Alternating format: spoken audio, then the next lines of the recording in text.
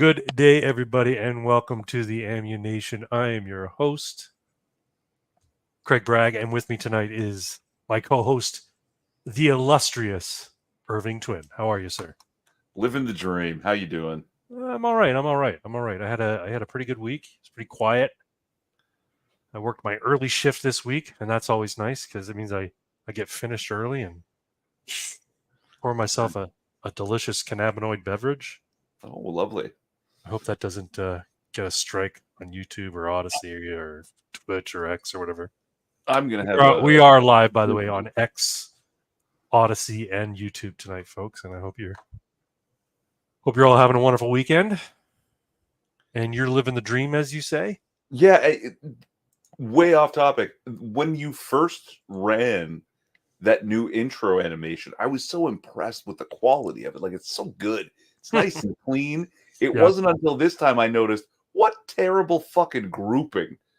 You know, like, seriously, tight. Keep it tight. It was all over the place, those shots. I know, right? Now, you don't know how far away that pistol was shooting from, though. Pistol. So that might be good. And you also don't know how big that target is. Like, so my logo could only be 2 inches across, in which case that's pretty good. You know. Anyway, I'm trying to figure out what type of pistol that is. It looks very generic, semi-automatic pistol. It's not a Glock. It could be Beretta? a Walther. I don't know. It could be a Beretta. It could be a Walther. Could be a H&K VP9 or something. Doesn't look like a VP9. But anyway, folks, welcome to the Ammunation. I hope you're all having a great weekend. And we're here tonight to discuss the topics of the day. If you are there in the chat, please make your presence known. Click the like button if you're not subscribed to the channel, which is about, I think, 50% of you are not subscribed.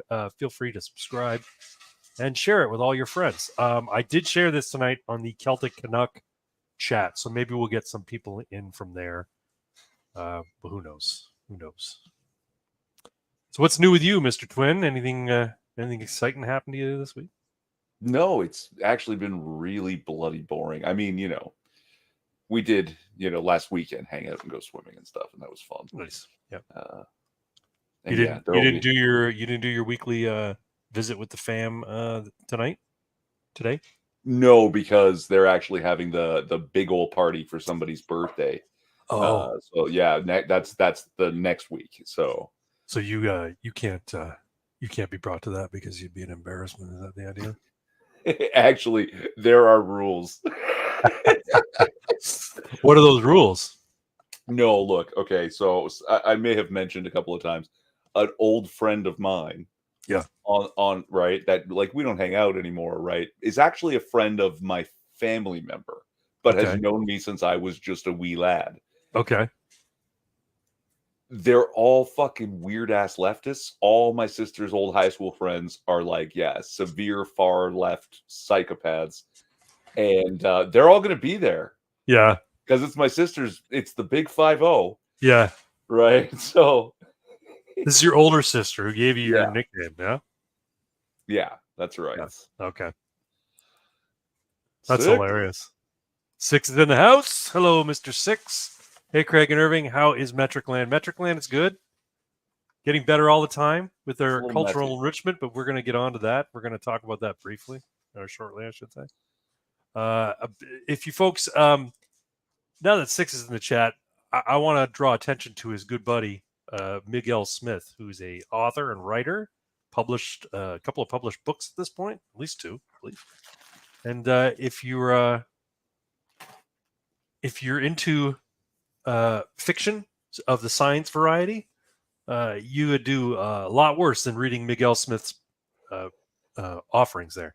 So, Six, why don't you put in the chat a link to Miguel Smith's YouTube channel, because he has a YouTube channel where he reads out little bits of his excerpts of his work. You can link to his X and Instagram feeds if you want. The chat is yours. Go ahead, do what you need to do. More eyes get on Miguel Smith's work, the better for everybody, I think. Yeah. Anyway, absolutely. let's get right into it. Do you even lift, bro? How is your fitness journey going this week? So I didn't set any records or anything, but I am feeling like, I was out for about a month. So this is was this the second week back? Yep. Uh, and everything feels back to normal, Good. right? Like good and strong, getting all my reps in, right? And Yep. yeah, and continuing the band work to keep the shoulder steady, right? It's really funny if I go, I don't need to do it today. Yeah. The next day, my shoulder is already starting to I can feel that it wants to tighten, seize up. So you And use then I bands just for warm up and that sort of thing, or you use no, bands for your every shoulder strength day training? I wake up, coffee, cigarette, grab my bands, just do a little band work for 3-5 minutes, and that keeps my shoulder from going haywire. I don't know. It's some people swear by yoga. Some people I stretch all the time, but Yeah. without that very specific band work and the weird, the weird rotation, shoulder band work stuff. Yeah. Without that, my shoulder's just well, fuck you. But Oh, as I need long as to I do wrench it, him. Hold on, let me just give him a wrench. You have to do that on YouTube. 3 to 5 minutes, Yeah. I hear you. One sec here. Okay, so also, what's up with your boy? What boy's that? Mike Israetel. I love that guy. He's hilarious. How do It I was give him it? How do I give him a? Hold on. Let me try and give guy here a wrench. you have to find the 3 dots, Yeah. Put and user then timeout. I either remove, report, pin message, go to channel activity. I found the 3 dots. Or no, you know what? I got to do it in the chat. Oh, there we go. Moderation activity. Okay. yeah, make moderator. Yeah, your boy Mike Yeah. looks gigantic. Yeah. And then he's in the show, and is it the lighting? Right? He did not look great on stage. And then 2 weeks later, he's in his own gym and he looks fucking enormous again. Yeah. What? He literally looked better off the scheduling for Showtime than he did, the way that they When you say Showtime, what do you mean? he did a show. Like a Like a live bodybuilding show. Oh, I didn't know that. Okay, all right. Oh yeah. And the photos of him at he does not look as fit on stage as he does 2 weeks later, having rehydrated and he's eating and Well, first off, he's an older guy. I think he's older than me. Fox Ajax. He's 40. Oh, really? Yeah, Okay. he just Life's looks been that rough. way. Life's been rough on him then, and Steroids will do that too. I think it has to do with his gear. Yeah, he's on gear, right? So yeah, that probably has something to do with it. Yeah. Steroids will definitely do that. But no, and 40s actually for bodybuilders, it's 30. There was a long time there where you could not win Mr. Olympia until you were 36 or older. Yeah. Right. It's you have to be to get that big just takes time. Next 6 minutes has a friend named Miguel Smith. He's a writer. If you go to Miguel Smith's YouTube channel, all of his social links are there. And Miguel Smith has a couple of videos up where basically he's just reading excerpts of his work and sort of teasers for his books and stuff like that. Anyway, worth checking out. I highly encourage you all to go check out Miguel Smith's channel. I should do more stretch work. That was one thing that my trainer at Good Life, Nate, was very, very fond of. My warm-ups with him, we would do 10, 15 minutes of basically stretching. Maybe not 10, maybe more like 5 or 10 minutes. Yeah. But 5 to 10 minutes. But dynamic type stretches though. Yeah. Stretching, almost like yoga, a little bit of floor yoga, that kind of stuff. But I don't do it now. Now that I'm done training with him, I basically just go and I start working out. I should though, because I'm older. My cartilage, my tendons are not as elastic as some of you younger folk. You know what? Band work. The band work will really help. And I have bands up in my office. I should bring them with me to the gym. Work with them for a bit before I start lifting. I'm on the second week of this upper body focus workout on the RP Hypertrophy app, and it does lower body exercises as well. So one of the exercises I was expected to do yesterday was walking lunges with a glute focus. Now, unfortunately, the good thing about the app is it'll show you it has a video where it shows you the exercise if you click on it, right? This one didn't have that, so I'm like, okay, well, I know what walking lunges are. I'll do walking lunges. But I didn't focus on my glutes. I was focusing on my hamstrings, and my hamstrings are fucking killing me now. Today, my hamstrings are brutal. Because right after that, then I was doing a lying leg curl. So I worked the hamstrings from the walking lunges, and then I worked the hamstrings from the lying leg curl. Now, the lying leg curl didn't hurt my hamstrings, but my fucking lunges, man, did I ever stretch the shit out of my hamstrings with that. So they're still hurting, but that's okay. I'm fine with it. I didn't pull anything. It just I stretched them more than they're used to being stretched. What do we got here? Pox Toxic says best thing for your back is cobra stretches. That's the yoga one. Oh, okay. Is that a snake? You lie on your stomach, put your hands under your shoulders, and press yourself up backwards. Oh, okay. Right, like a cobra leading upwards. Gotcha. Okay, good to know. Yeah, maybe I'll do some floor exercises. I should probably watch some videos to see what are the best warm-up floor exercises before getting into it. Because one, I want to do them right because I don't want to stretch anything or pull anything, but also I don't want to look like an idiot when I'm out there at the gym, right? So I was going to say, do you remember gym class and the general athletic stretches that you would be forced to do? No. Oh, well, do those. It was a long time ago, man. Still. High school gym was a long time ago. Like you weren't even a twinkle in your parents' eye when I was in high school. That's not entirely true. How old I was already born when you were in high school. How old are you? 42. And I'm 54. Okay, so 12. Yeah, I was 12. You when I was 12, you were born, kind of thing. Yeah. Celtic Canuck says Nate is such a trainer's name. Celtic Canuck, hey, good to see you. Yes, Nate is your quintessential trainer. If you saw this guy in his Good Life Fitness uniform, you're like, wow, he belongs in their like promotional materials because he looks like a trainer. But your other trainer also had a name that was like Chevy. Yeah, Chevy was great. He was over at Mavati. Thanks for popping in, Celtic Canuck. I appreciate it. I liked your video from earlier today about Andrew Lawton. Did you hear about this? Andrew Lawton is running for MP in London, Elgin South. London, whatever the riding is that he lives. Elgin North, London South. I can't remember. I don't know. I don't. I'm getting mixed messages about this guy. Right. I remember him being fairly trustworthy at one point, and then I heard that he sort of turned on like the PPC and just you know what, like not everybody's going to always agree with, you know, even if you like somebody, they're not going to align with you 100% of the time. Like for instance, Kyle Rittenhouse, right? Everybody was up in arms about Kyle Rittenhouse coming out and saying, I'm supporting Ron Paul. And I'm like, you know, Ron Paul's not going to win.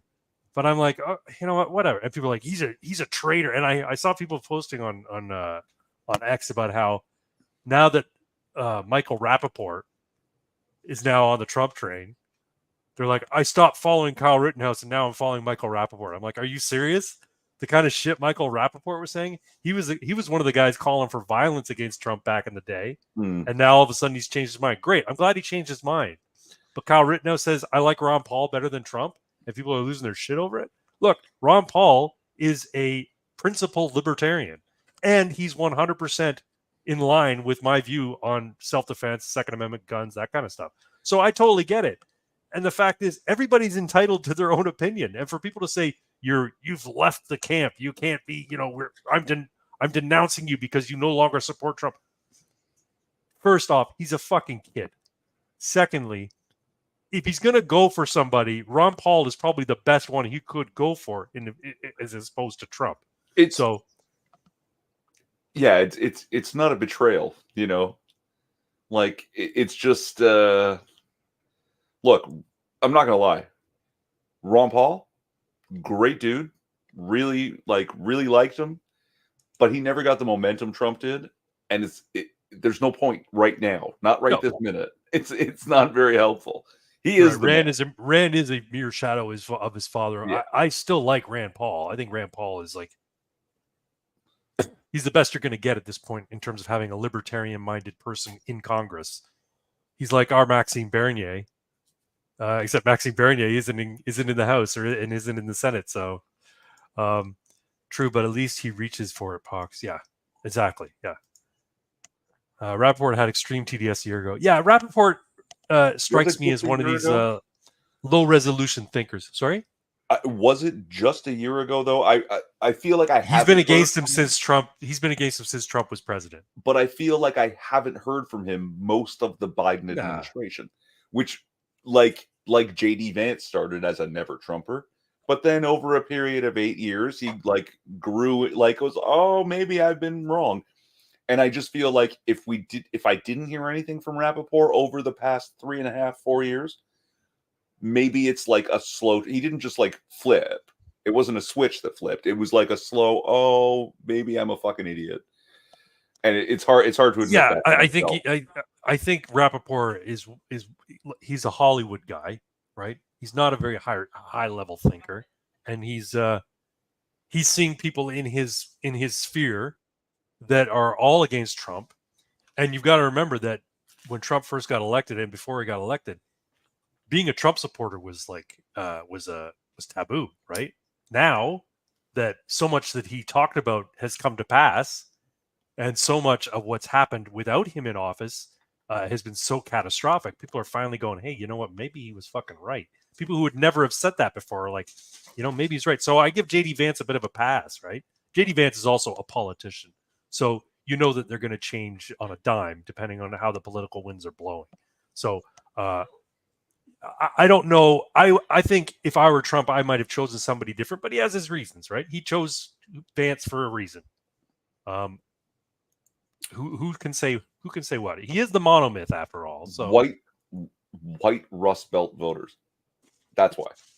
yeah, that's probably it. You're right. He is a success story come from nothing. He's like, you know what? He's like a polished M&M. Mom was an addict. You know, he came from a poor, 8 Mile Road kind of situation. Rapport just doesn't want to be canceled. Yeah, it could be. Yeah. Oh, he released some lunatic rants Oh, about I'm Trump. aware of It's not those. that he So didn't did like him. He had full blown meltdowns. Oh yeah, he did. yeah, Like Mark Hamill, like fucking Robert De Niro. Yeah. Ron Perlman. One Wuzu. Folks, don't forget Trump is the quintessential American, loud, boastful, just a typical American. You're not wrong, but you know what? He's all the things that you like shake your head at about America, and he's all the things you nod and go, yep, about America too. So I am a big Trump Quintessential supporter. America. Yeah. Yeah, yeah. Like all He's the all good and good and bad all the bad. Yes, and exactly. all the hope, right? He's slowly been moving away from the far left. October 7th was a wake up call for him. Yeah, I wouldn't doubt it. Better to keep the doors open. That's for sure. Robert De Niro broke my heart. Ito. Yeah, like Why? better to keep the doors open. Actually, this is something we haven't discussed because there's been a lot more going on, right? So many people shit on poor Amber Rose. Yeah. They were so nasty about it. Like, yes, we should gatekeep the Republican Party from people like I know what a gorgeous woman. Like literally her face is so beautiful. I don't know And who she's she is though. fucking Like, what is tattooed. she known for? Literally, she was a stripper who caught the eye of some rappers and basically became famous for being hot and dating the rappers. I think she has some famous rapper's kid. I don't know which one. Yeah. And now she has like an OnlyFans because, well, that's where she was on Dancing with the Stars. Oh yeah. Okay. So Right? she's like legit celebrity as opposed to just online celebrity. Combination. She's Yeah. like Okay. she's like the combination of the of those things. And I'm a little upset.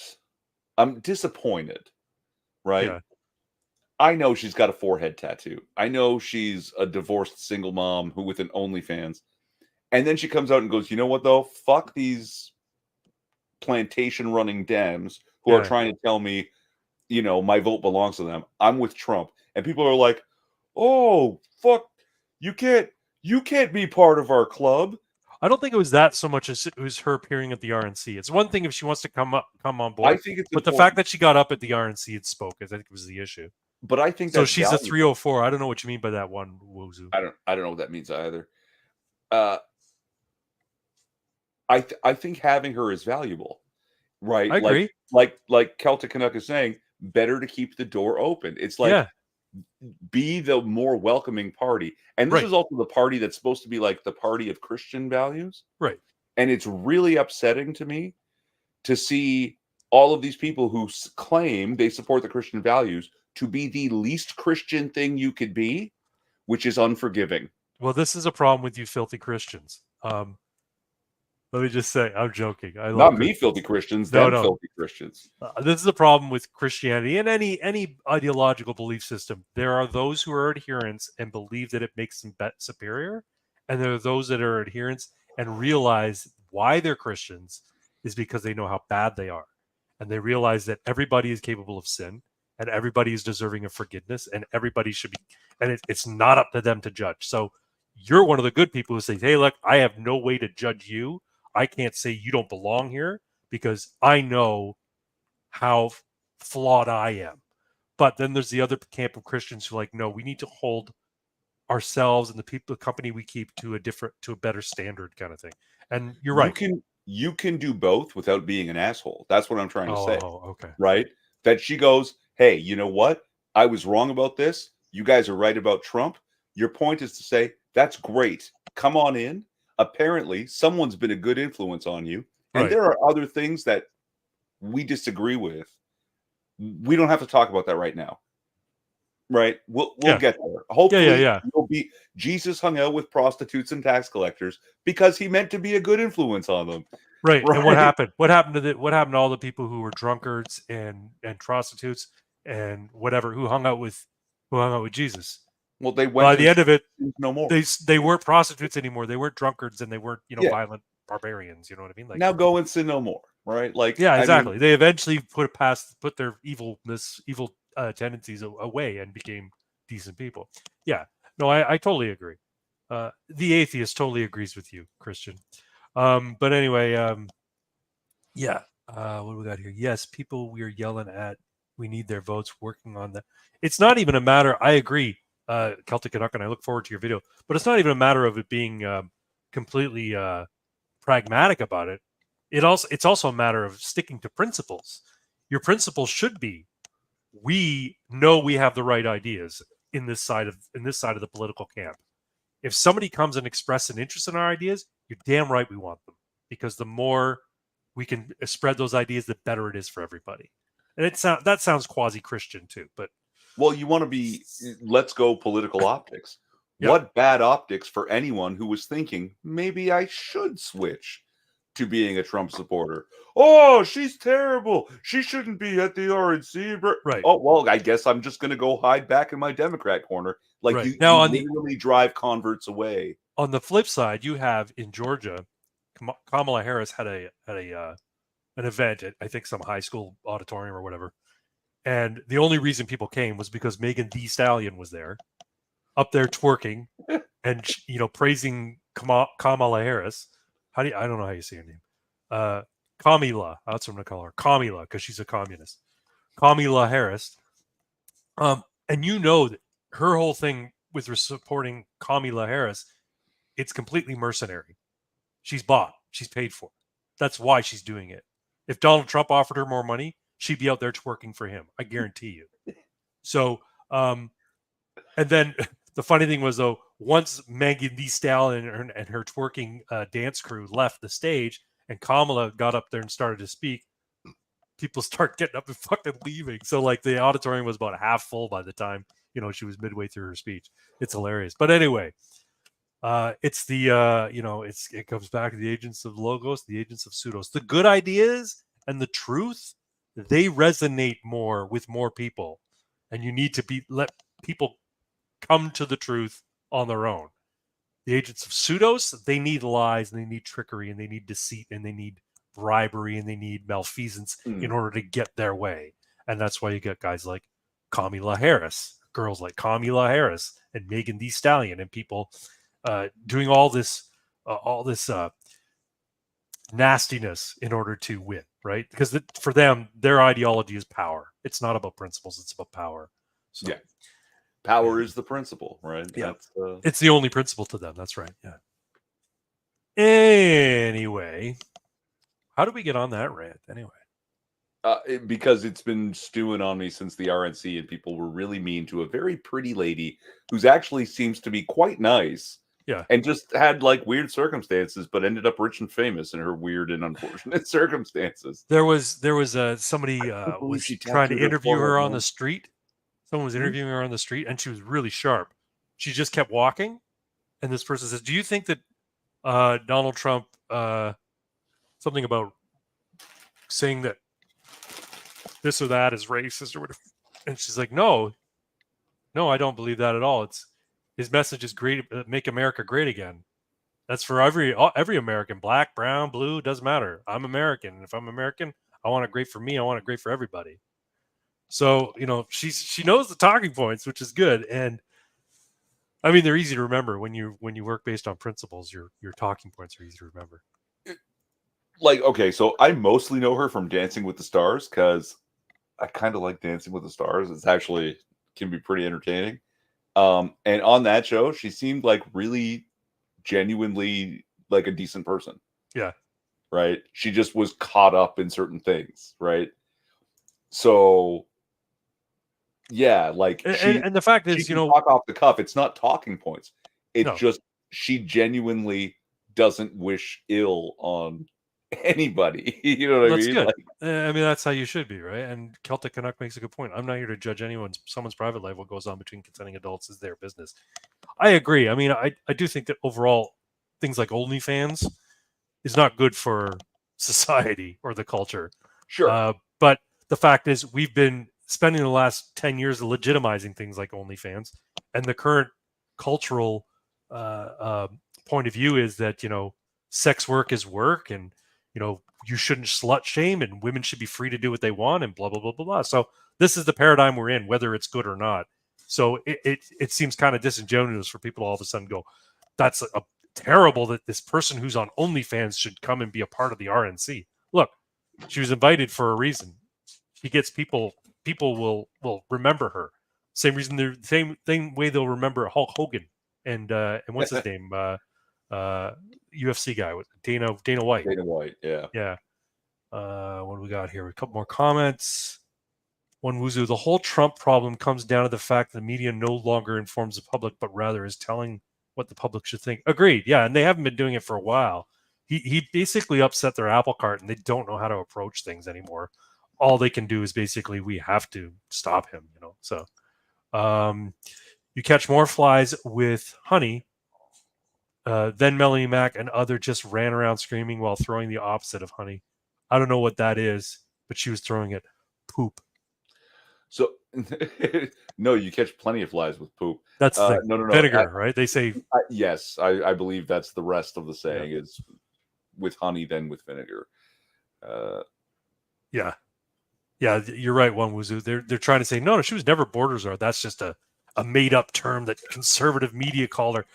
And the best part of this one is the Axios articles. Yes, saying she was never border czar, and then comparing to the 4 years ago or whatever, 3.5 years ago, Axios article saying the Biden administration has named her border czar, and it's not just Axios, it's not just the outlet, it's the same fucking journalist author. Right. It's the same author. No one ever said that border czar or czar of any type in the U.S. government is an official title. What it means is the executive said, "Here's a member of my cabinet." That's what they call it there, right? Cabinet. Yeah.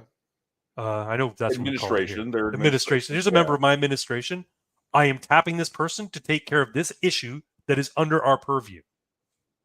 The shorthand for that is she's the ex-czar. She's the Homeland Security czar. It's actually she's the border czar. She's whatever, right? Colloquial has been for a long time. It's when there's no official position, but you have all those responsibilities and everyone's aware of it, and you are the head of it, even though it doesn't have like a like at one of my years ago, I was the safety czar at Right. this company Right. for the ground level employees. Right. Right. Like someone pulled me aside, like we have a meeting. Okay, Irving, because of your commitment to the safety, and I know that you know it all off by heart, and you're like really intense about it for your employees. You're going to be the safety czar. Literally, my boss used that word. Hey. Right? Okay. It's Sure. shorthand. It gets the idea across that you're the one in charge. That's right. Yeah. Yeah. Okay. If we're going to talk Christian, says the Celtic Canuck, the true Christian way is to keep your judgments to yourself and trust that God will sort it out in the wash. Yep. In the meantime, we set a better example by striving for compassion and forgiveness. Yeah, I was saying this to Pox last week. Your duty as a Christian, here I am, the atheist, telling you what you Christians should need to do, is to witness. Beyond that, you can't force somebody to come to God. They got to go to it on their own. It's not about force. Okay, so as the Christian, let me tell you how I feel about this. Even for those we really don't like tolerance, yeah, and through the example set, I was hearing some guest on Tim Pool talking about how Christians are required to fill in the blank, and I was like, nah, already you're wrong. Are you? I don't know if they're Catholic or what. Catholics are weird. They're the weirdest of all Christians, and yet they're the closest thing we have to they're like an Orthodox sect of Christianity that isn't quite Orthodox. You know what I mean? Yeah. Look. We're not required anything. We're invited. We're like, it has to be done of your own free will, right? Otherwise, it doesn't mean anything, right? But the argument is that the saved have a once you're saved, you have a duty to spread the gospel, right? Spreading the good news is a little different than, but if you really feel it, then you'll do that.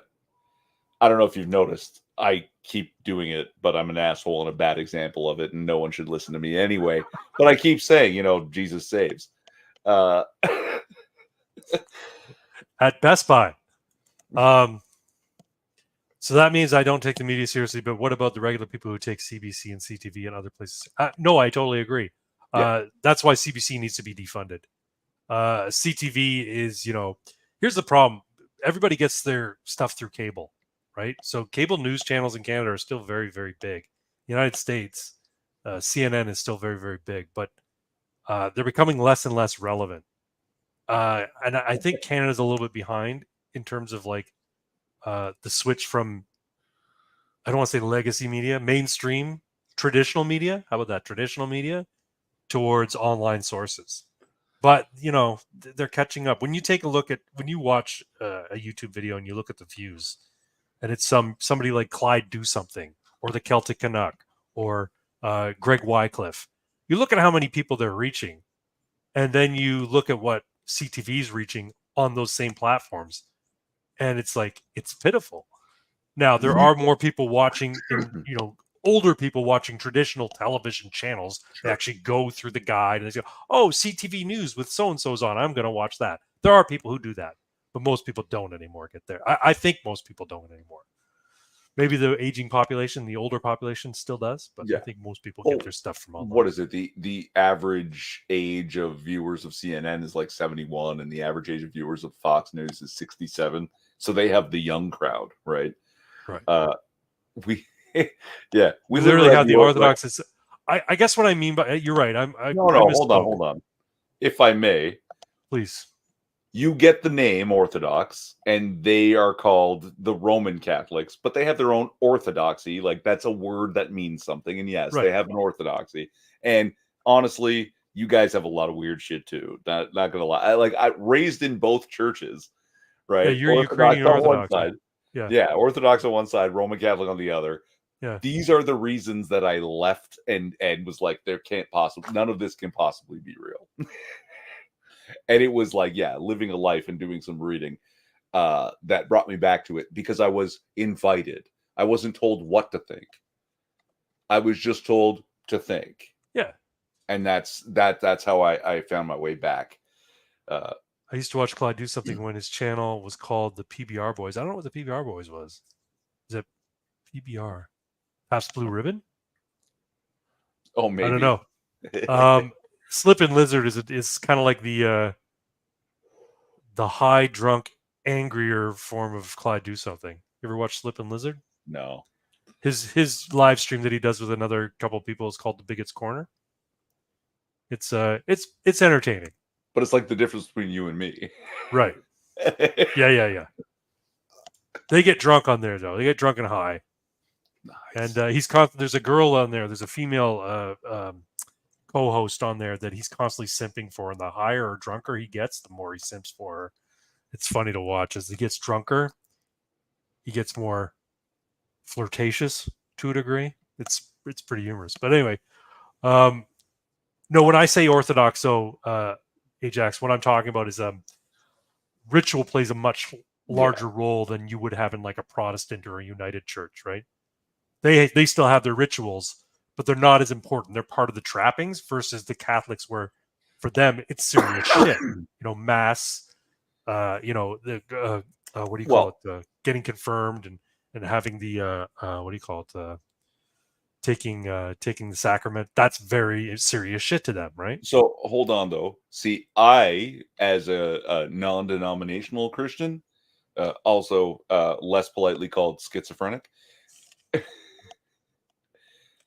I engage in those activities without the ritual, right? Like Right. last weekend, we all gathered together. That's Mass, right? Right. Next weekend, we'll gather together again. And what do? You bring chips and beer. All right, guys, let's hang out together, right? And we're going to have chips. It's not bread and wine, right? Maybe it's pastries and whiskey. Sure. Right. But the point is, I don't need a magical man in a robe to take a little piece of fucking unleavened bread dipped in fucking the shittiest wine ever created, right? And to say a magic spell before he drops it in my mouth. It's like, right. No, I can do that. Yeah. Right. I have the power to do that because I've come to share. And that's right. really what the point is.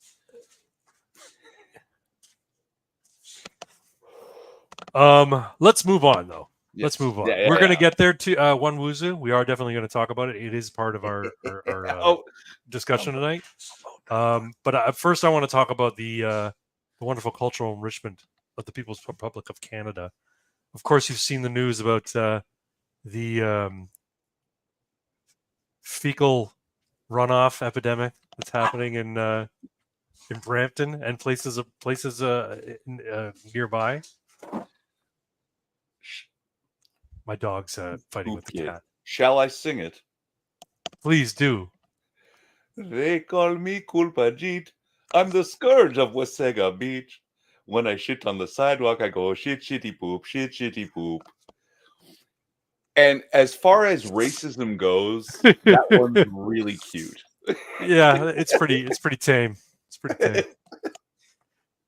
Racism is coming back in fashion, though. So like the humorous racism is coming back into fashion. Blatant, hatred-filled racism is not, but making fun of each other for our cartoonish imitations. Right. Yeah. There's nothing wrong with that. What's going on in Brampton there? Brampton, like I thought was just like little Mumbai. Everything's going to be, they're just basically going to do. They're going to become good Canadians. They just happen to eat more curry than they do glazed donuts. So what's going on now? Why is this? There's a serial shitter in Brampton, some Sikh fellow who's been spotted twice now shitting in the streets. Once at a gas station. Let me see if I can find that photo. One sec here. Well, some people come here to assimilate. Some people come here for a job and money, right? Some people come to try and create the possibility for a better future for their family. Some people come to shit in a gas station. It seems like a hell of a journey just to come take a shit in a gas station. You know what? You couldn't get more Canadian though. A Sikh NDP voter. You can tell he's an NDP voter because he's got an orange orange turban. orange turban. Using a Tim Hortons cup to what? Wipe his butt after he takes a crap right next to the gas pumps. Look, if this is AI generated or photoshopped, this not. is a master job. No, it's not. It's not. People are saying it's fake. It's fake. It's not because they have video. Reflection. They have video footage of it. They have video footage of the whole thing happening. But even the video footage that I saw is about 2.5 seconds long. Yeah, and I've seen some really good AI generated video footage. But man, that reflection in the side of that car, that is wild, man. It's not fake. It's legit real because there's more footage of him on another street in Brampton, same car, same guy doing the same thing on the side of the road. Well, so here's the post from Aware Bears. Beach, if you every 10 feet you're stepping in someone's shit about 3 inches under the sand. Yeah, my kid just wanted to build a sandcastle. Anyway. Since the Indian Punjabi population in my area exploded, I have come across human feces 5 times in places that only someone comfortable with dumping in public would do it. This picture was taken in Brampton. Residents of Wasaga Beach aren't lying about what's going on. No, they're not. The problem is they're being they're having their door knocked on by police for posting racism online. That's racism. Apparently saying somebody shit on the beach. Do you see this? There's someone shitting on the beach. That's racism? I'm sorry, I don't think it is. That's just me, though. I mean, it doesn't matter. Maybe it is, but then apparently racism is good, actually. And thanks for noticing. I don't. Poopgate, yeah. Do you see Lauren Southern's video on it? Yeah. Poop. What does 6 say? You go in cage go in water, poop in the water, or poop. Jaws, there was a public service short video and song put out in India because they were trying to encourage people to stop pooing in the street. It was called Poo in the Loo, and it was like a little song. Let me see if I can find it. Hold on a second. Serial crapper's name is Patrick Brown, is it not? Doesn't look like a Patrick. No, but so Patrick Brown is actually the mayor of Brampton, isn't he? Oh, is that right? Yeah, he was like a Brapton. Yeah. So if I poo in the my god.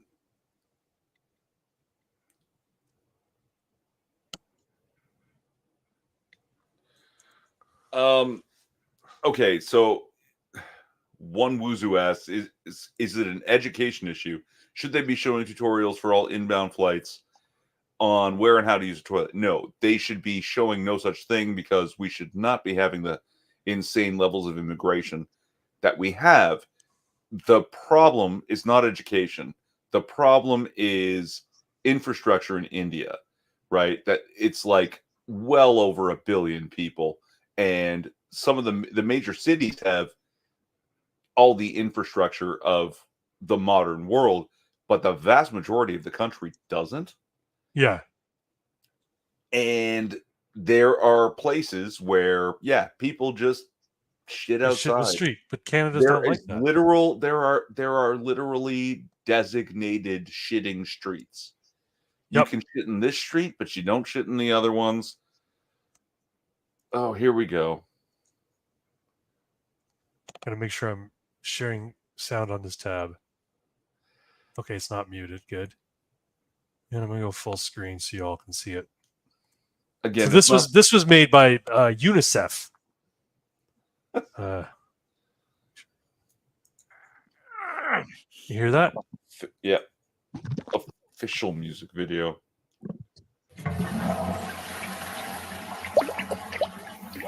Disgusting.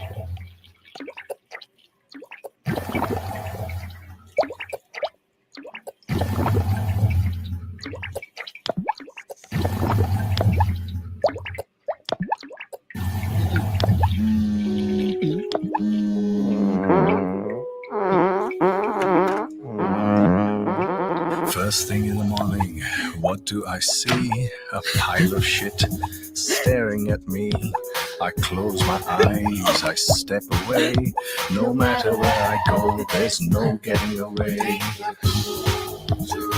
This can't possibly be official. It has to be some sort of parody.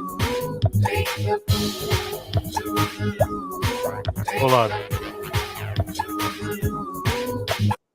What were you saying? Sorry? This can't possibly be real. It is real. Yeah, this was the public service announcement to get people to stop shitting in the street. Because there's people in India who have toilets and use toilets and have no problem. And they're frankly disgusted by the fact that some of their countrymen take craps in the street. So they're trying to get people to stop. I know they shitting. had done They sent them to Canada. Like these street shitters can go live in Canada for all we care. It'll freeze there. I know they done this huge campaign of building public toilets and trying to increase the sanitation infrastructure, and then they just turned the public toilets into shrines and stuff, and still shat in the streets instead. Yet here we are. Yeah, no, it's 100% real. Take the poo to the loo. Next.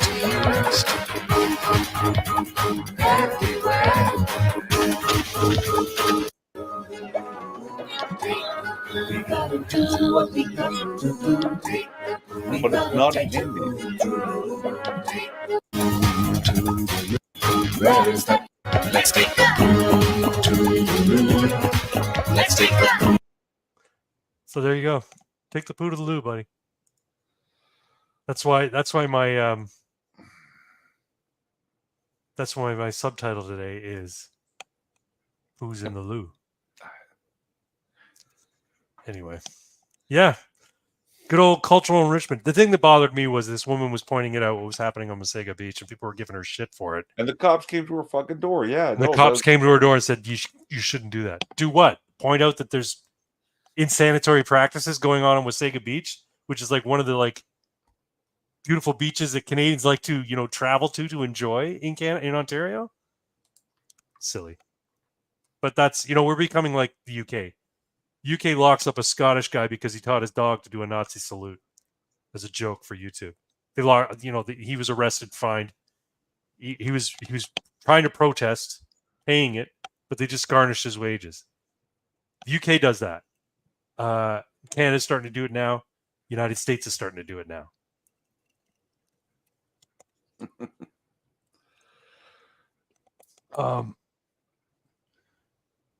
Did my other message not go through? Oh, maybe I just missed it. Sorry, Pox. 1 sec.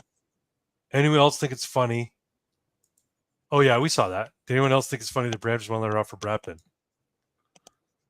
And I didn't see anything else after. Oh, yeah. Yet here we are. There we go. If you made another one between there, then I did not see it. T-Sips says, to be fair, pooping in the street must be convenient. Have you ever been turtle heading while driving somewhere? Yeah, you just clench it, buddy. You're fine. Or find a gas station. I mean, the funny thing is this guy's at a gas station. They have a bathroom 20 feet away. He could just go there. Anyway. But this is still basic science that you learn in the first, second grade for crying out loud. But in other cultures, you don't. In other cultures, what you learn is, first off, a lot of people who even, have homes in India, they don't have a flush toilet in their house. They have an outhouse. Infrastructure, right? They have an outhouse where they poop in a hole in the ground. No, they have a beach. Yes, they do.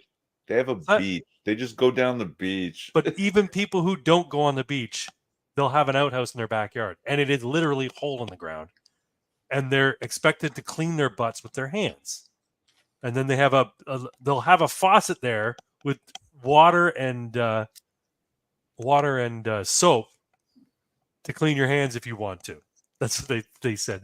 People say, why you clean with your hand? You just wash your hands afterwards. I'm like, yeah, but you could just use paper too. You know what I mean? Like, check DMs. We got some DMs from Pox. Pops coming to your door is just basic tier. Oh, absolutely, yeah. Sure. Well, I mean, yeah, and you mentioned Britain, because it's not just England. It's No. Ireland is Yep, they're pretty bad too. about to pop off. And Yeah, since that's a whole other situation. Yeah. And since the Southport murders, yeah, there's like, man, the English don't fuck around. Apparently, like, what's that Rudyard Kipling poem? Refresh my memory. Oh, the Wrath of the Awakened Saxon. Not familiar. I'm not as well read as you, you know. Yeah, you know, it was not spoken aloud. Oh, okay. When the Saxon began to hate. Oh, yes, I know what you're talking about. Yeah. Yeah, You need a better alarm clock. Wake them up to go poo in the loo. I beg your pardon, but in Europe they have outhouses as well in the rural parts, and they don't crap in the streets. Right. This is what we're saying. It's cultural, though. Right. It's cultural. Here's the thing: in Europe, in the 6th, 7th century, they didn't crap in the streets. They crapped in a pot in their upstairs bedroom, and then they threw it into the street. But this is the 6th, 7th century. Now we're in the 21st century. You'd think, and they were colonized by the Brits and shown how to do this stuff. They just haven't done it yet. So, what do you know? Anyway, let's move on. But yeah, the English. Yeah, about it. What's that? Unless you have something else you want to say about it. Not about that. More about the English, and like, did they burn down 2 police stations? No, I don't believe so. Did they? Yeah, the English did. Oh, yeah. Right. Yeah. About the stabbings and. Yeah. Yeah. But it's more than the stabbings. It's about what they're calling the 2-tiered policing system. Yes. Right. The cops said, "Hey, we'll arrest you if you protest too loudly about this." Yeah. But if a bunch of Muslims say you're gonna release our people who raped these these women or girls, yeah, they just back off and let them go to town. Imagine how much it flexible to poop in front of your neighbor's homes. Yeah, true enough. Really? No, it really is. No, dogs do it. Right? I remember that. I remember that movie with Jim Carrey, Me, Myself, and Irene. Oh yeah. So, did you ever see it? Yeah, but I don't remember someone shitting on something as an act of dominance. Yes, that's exactly what happened. So, in Me, Myself, and Irene, Jim Carrey is a cuckold husband. His wife leaves him and his 3 sons, who are black, by the way, for a black midget. And he ends up raising the 3 kids. And, he's the most demure guy. He's a cop, but he's the most demure guy, very soft spoken. Like he's like, oh yeah, of course, just trying to make everybody happy, that kind of thing. Right. And I guess at some point he just has a psychotic break. Yeah. And he just becomes a total, complete monster of an asshole in his community. And his neighbor would come and steal his paper and let his dog shit on his lawn. And he would say to his neighbor, "Hey, can you let me can you put that back on my stoop when you're done with it?" Yeah, if I remember, that kind of stuff. The neighbor's just a total shithole, right? Anyway, so after he has this psychotic break, he goes to his neighbor's yard, drops his pants, and shits on his neighbor's lawn to show dominance. Say, "Fuck you! I'm going to shit on your lawn." Anyway, it was quite a clever movie. Anyway, yeah. What were we talking about? I don't remember. England. Oh, England, right? 2-tiered policing system. Yes, 2-tiered policing system. And yeah, it was actually wild because moments later, there was a minority, like wild, violent protest that could probably be categorized as a riot, and the cops stood down. Yeah. Well, They not only go after fucking ethnic Brits. Yeah, exactly. And the thing is, I saw this. Cops were watching. So there was a bunch of Muslims chanting "Allahu Akbar," walking through a park, holding knives, right, which is a big no-no in England. Chanting Allahu Akbar, and basically they had their faces covered. They were on a hunting. They're hunting for the other rioters. So it's becoming like a civil war between the adherents of the crescent and the adherents of the cross, because that's what we got, right? The UK is a nation of the cross, just like Canada, United States, Australia. And the nations of the crescent over the last several decades, since when did Enoch Powell have his famous speech, Rivers of Blood? Basically, this has been happening for decades now. They've been invaded by nations of the cross, by people from the nations of the cross, and the two cultures are incompatible with one another. One has as its doctrine to dominate the world.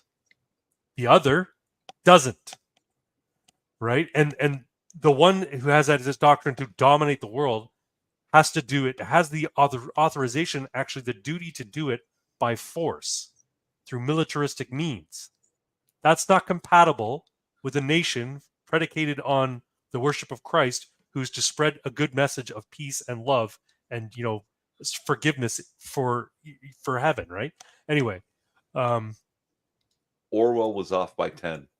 Orwell was off by 10. Yeah, 1994. Yeah. No, have you ever heard Enoch Powell's Rivers of Blood? No. Enoch Powell was he was branded a racist and a xenophobe, but he was a British patriot who saw that what was happening to his country and spoke loudly about it. And this was back in the 1950s? Could be earlier. Let me just see here. Let me Google it. Same with Slobodan Milosevic. Enoch Powell. Oh, born June 16th, 1912. When did he say his Rivers of Blood?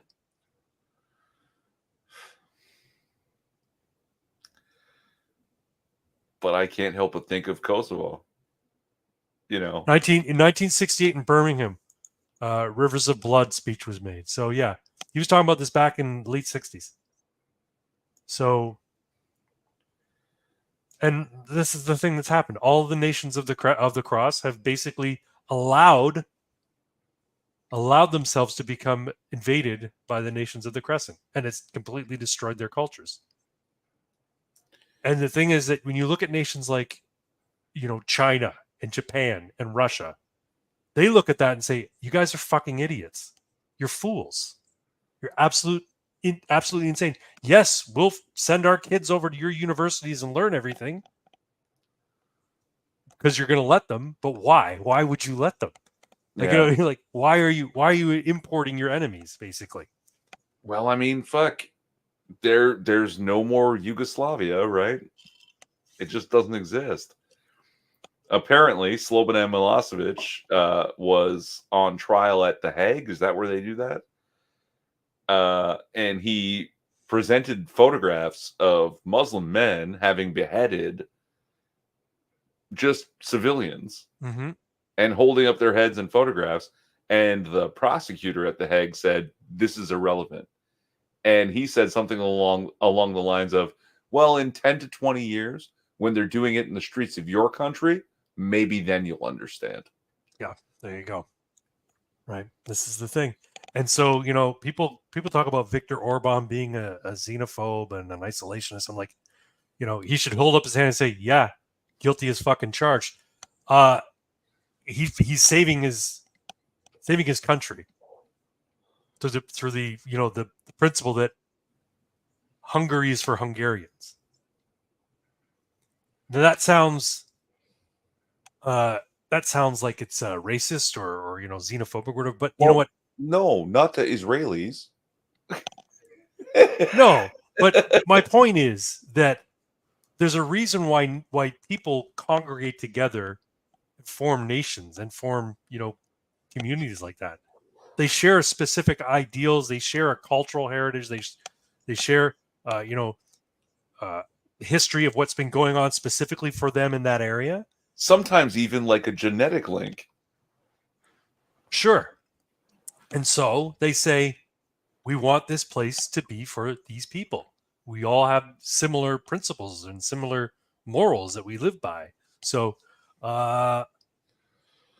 next 6 minutes says, Craig, I just watched the whole official UNICEF Poo to the Loo video. What the fuck did I just watch? Exactly. It's as fucked up as I Pet Goat. Oh, man. Do you Anyway. know that one? Are you No. familiar with it? Yeah. No. It's like some sort of like AI cartoon Nostradamus prophecy on YouTube. Not I'm familiar. pretty sure it's called I Pet Goat. Yeah. Go watch that one next, Six. It'll make more sense to you, I I promise. Pet Goat. Sounds interesting. But no, my I guess what my point is, when we start talking about cultural enrichment, we start talking about countries like Hungary, where they say, look, Hungary's for Hungarians. When Hitler said Germany's for Germans, that many years ago, he had a specific goal in mind, though, right? Viktor Orban is not talking about purging the country of Muslims. He's just not letting anybody in. Anybody in who doesn't, meet up with Hungarian values. So, Thing is, if you don't purge your country of Muslims, Muslims will purge your country of you. oh yeah, that's every fucking time. Apparently, UNICEF was defeated by the poo that didn't go to the loo. Yes. Well, yeah, I mean, there's people who say, well, but that's not most Muslims aren't like that. Like, not every Muslim that's in your country is a jihadi. Okay, hold on. Well, let me finish my thought. Okay. Right. The people who are militant, the people who are talking about spreading it by the sword, they're a small minority, and they mostly, ride around in Toyota trucks in the desert and use rocket-propelled grenades to shoot at people. But the truth is, when you say, well, most of them aren't militant or aren't jihadis, you have to finish that with yet, because what will happen ultimately is, if the militant and the aggressive ones start to show their stripes and start to become more vocal and more prevalent in the community that you live in, you will have no choice but to join them and say, yes, I must, because they'll expect it of you. And if you try to side with the host culture or the host country, you are now an enemy of theirs, and they have no qualms about killing you, because you're going against jihad ordered by Muhammad and desired by Allah, right? So, yeah. So you are right. When people say, "Oh, only the tiny minority of Muslims are Islamists or Islamic radicals," or and most of them are just regular old peace-loving Muslims. That's literally the same as saying not all Americans are in the military. Most of them are just regular old peace-loving Americans. But when the war starts, the lines are drawn for them already. Yeah. And you follow the Pew polls, especially in a place like London, you can see, the Muslim population supports the jihadis, what are called Islamic extremists, which way Western man. They agree to the tune of like 87%. Gays should be executed. Women shouldn't vote. Like it's not some fly-by-night polling company. It's Pew polls, right? Yeah, and these are second generation Muslims. Yeah, right. These are the ones whose parents immigrated to London. It's not. They've grown up in the host culture, and that host culture has not convinced them that they should be more egalitarian, more open, more Western-like. No, if anything, it's convinced them to be the opposite. So much of that is part of the mass immigration policies that these people born in England but raised Muslim are now surrounded by Muslims coming from North Africa and from the Middle East, and are told, don't listen to these foolish white people. They're infidels. We're going to murder all of them. Don't worry about it. They probably wouldn't be so explicit. Maybe some of them will be. No, they'll be very explicit. Look at the Pew poll. Yeah.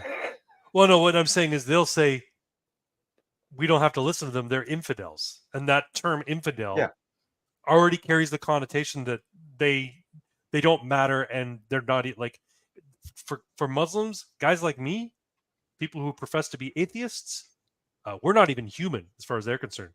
At least the Jew is human to Muslims. They might say they're a pig, but they're a human pig. Atheists aren't even that. We're not even human to them. So killing us is nothing. Do you guys seriously think headings?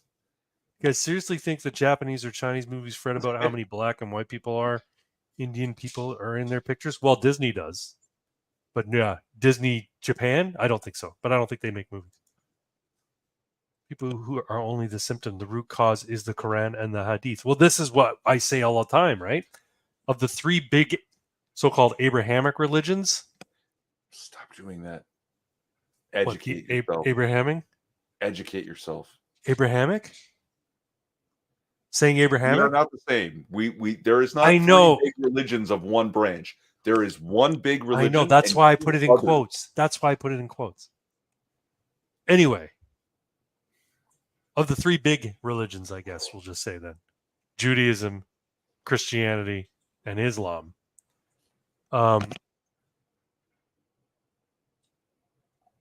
Islam is the least compatible with any of the other two. I mean, you can say Judaism's exclusionary. Only Jews are chosen, right? So you're not forgiven if you're not a Jew, kind of thing. You're not in God's grace if you're not a Jew. One does by force what the other does by subversion. Conquers. Oh, I see what you're saying. Okay. Right. One does by force what the other does by subversion. Where the third invites you to try your best to be a better person. I see what you're saying. Okay, so one does by force, meaning you mean Islam spreads by the sword. Yeah. The Judaism is spread by subversion. How do you mean that Judaism is spread by subversion, though? Judaism's not spread by subversion. Judaism's control is spread by subversion, right? Unlike other religions, Jews don't want you to convert to Judaism. They try their hardest to stop you because the religion is so tightly entwined with the genetic legacy. It's an ethnicity that has a set of beliefs, right? You don't have to be Arab to be a Muslim, right? But you really ought to be of Jewish ethnic heritage to be of the Jewish religion. And they deter people strongly from trying to join it. Right, where Christians and Muslims invite people to join. Right. Yes, yeah. Come join us. They invite or they coerce. Right. Where Christians are like, yes, of course you should come in, Amber Rose, and join us. The Muslims are like, stop your OnlyFans and join us or else. Right. Right. And Jews are like, you don't want to be a Jew. It's terrible. You're not gonna like it. You're gonna miss the bacon. You're gonna eat the bacon if you come to Jewishism. And the animals we do eat suffer a lot. You're not going to be happy about that. And on Saturdays, you can't do a damn thing. You can't even turn on a light switch. Yep. It's fun. It's fun to make fun of other people because people make fun of us. Now, we have to move on. We've been talking for an hour and 10 minutes. We haven't even gone through 3 of our subjects yet. We have more subjects. We have proper subjects. Let's go. Well, we have our regular subjects. I've got to move on. One moment, please. Folks, it's time for... You say you feel trapped in a man's body. Here we go. Well, sometimes I get the menstrual cramps real hard. It's time for Troon News, folks. We're talking about the peens and... Was it peens or poons? Perns. No. What is it? There's Pooners? troons and pooners. Troons and pooners. That's right. Yeah. Okay. Let's talk about the Olympics. The satanic, awful, clown world Olympics. Go. Tell me what you have to say. So these boxers have already been banned from boxing. And the Olympics are like, though. And the Olympics are like, we're not actually boxing. That's what's happened here. As far as I'm concerned, the Olympics have declared themselves not actual boxing. Your Olympic gold medal doesn't mean anything in boxing, right? On the other hand, I agree. If a man beats a woman, he should be given a medal and called a champion. It's true. You're not wrong. Let's start here. 2024, the year male violence against women became an Olympic sport. Paris 2024. I love this graphic. It's actually very, very clever. I like it. MAGA Nancy says women boxing officially became an Olympic sport in 2012. 12 years later, men are allowed to beat on biological women. Angelina Collerino deserves better. I'm enraged for her and all female athletes. Yeah, no, it's true. This poor Italian woman who went into boxing. What? Carini? Would you say Yeah. Clarino? No, they spelled it wrong. Yeah. They just wrote the wrong name. Yeah, It's okay, Carini, whatever. as far as Carini, okay. Yeah, no, this poor girl who worked hard to get to go to the Olympics to competes with this guy from was it Turkey? No, Algeria. He's from Algeria. Okay. Yeah. Ridiculous. Absolutely ridiculous. Now I'm hearing a lot of conflicting reports, and no, Emain Khalif is not trans. Is that he's biologically female? Yeah. Apparently, no. This is the other biological. No. The other biological female. Both of these people have been banned from other boxing. You know why? I know. Why? Because even though they seem to have female characteristics, right, and they seem to have grown up and been raised women, and I don't trans. Okay, maybe they're not trans. Both of them are Y chromosomed people. No, I don't even think this dude's had surgery. He's probably just taken a bit of estrogen to drop the body hair. He has no boobs to speak of. Oh, I'm sure he still has a cock. I have no doubt he's still got a cock. Right. I don't care what weird intersex thing you might have going on here. You have a Y chromosome, and that is the deciding factor in whether or not you're male. Right. Right. So, I'm not trans. There are intersex things where you could have XY chromosomes and largely present as a woman. Yeah. Right. No penis. You don't produce the small zygote or the small gamete. Okay, fine. But you have a Y chromosome. You grow differently. You mature differently. Yeah. And you are very clearly not a woman. I need to share something here though. So this was a post that I replied to on X. This is Taiwanese women's boxer Lin Yuting. That sounds like a made up name. Who just beat Uzbekistan's female boxer Satora Tudbevka. In 2023, Yuting was barred from competing in the Women's Boxing World Championship after failing a gender eligibility test and being found to have male XY chromosomes. And I responded with, somebody responded to me. I responded with, he doesn't even look like a ladyboy. Not that I would know, because we're not into ladyboys. I mean at all. Scans Ms. Blair White's profile. Somebody responded to me, Blair isn't a ladyboy. Blair is trans women. She's all trans is a trans woman. And she's full of common sense, not woke mumbo jumbo. And I call her a she out of courtesy because she's a decent human. To which I responded, it's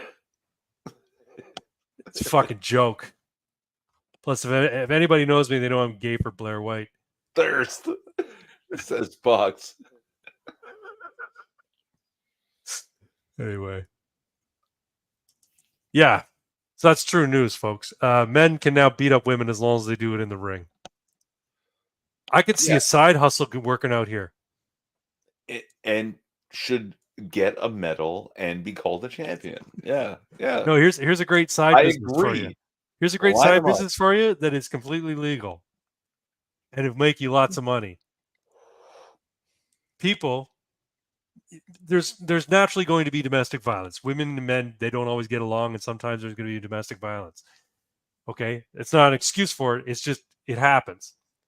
So you have a roaming business where you bring a collapsible boxing ring to a neighborhood and you solicit your services to these people. So you find the public records that indicate people who had domestic violence cases, right? Brought before the police. And you get that information. You go and you market your services to these people. Look, you know you're going to hit her again, man. Next time you do, we can do it so that we're not calling the cops.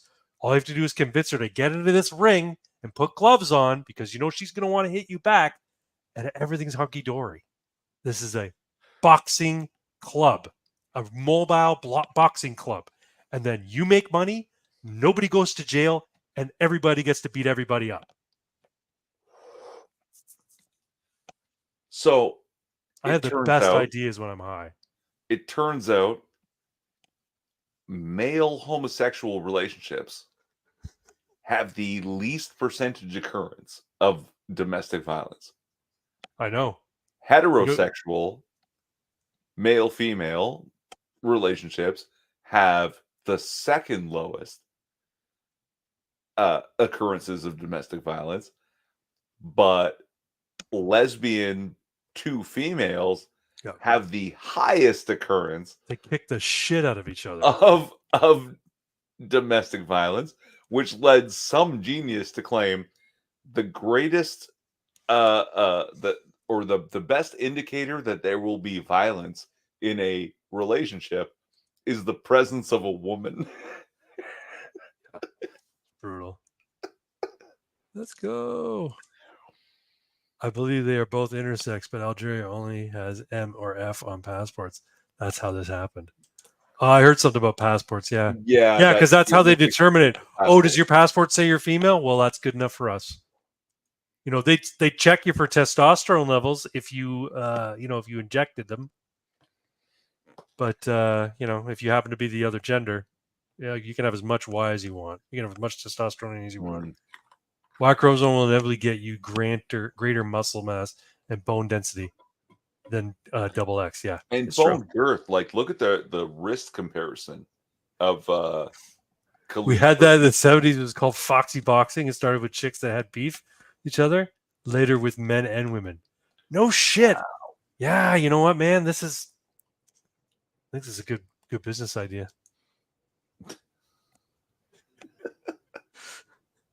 Anyway, that's it for Truden's news. Pox was saying something in the chat, which I was he's trying. Come on, guys, we collabed on this. The song. Song Yeah, about we all took turns committing a hate crime. what was the song?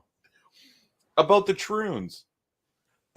You're right. I think I had some of my best work, my best poetic work. Should we If you get want, yeah. let me see if I can find it.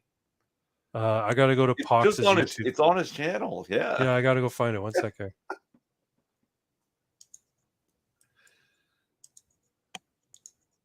Oh no, here we go. I'll use this one here. That's already unmuted.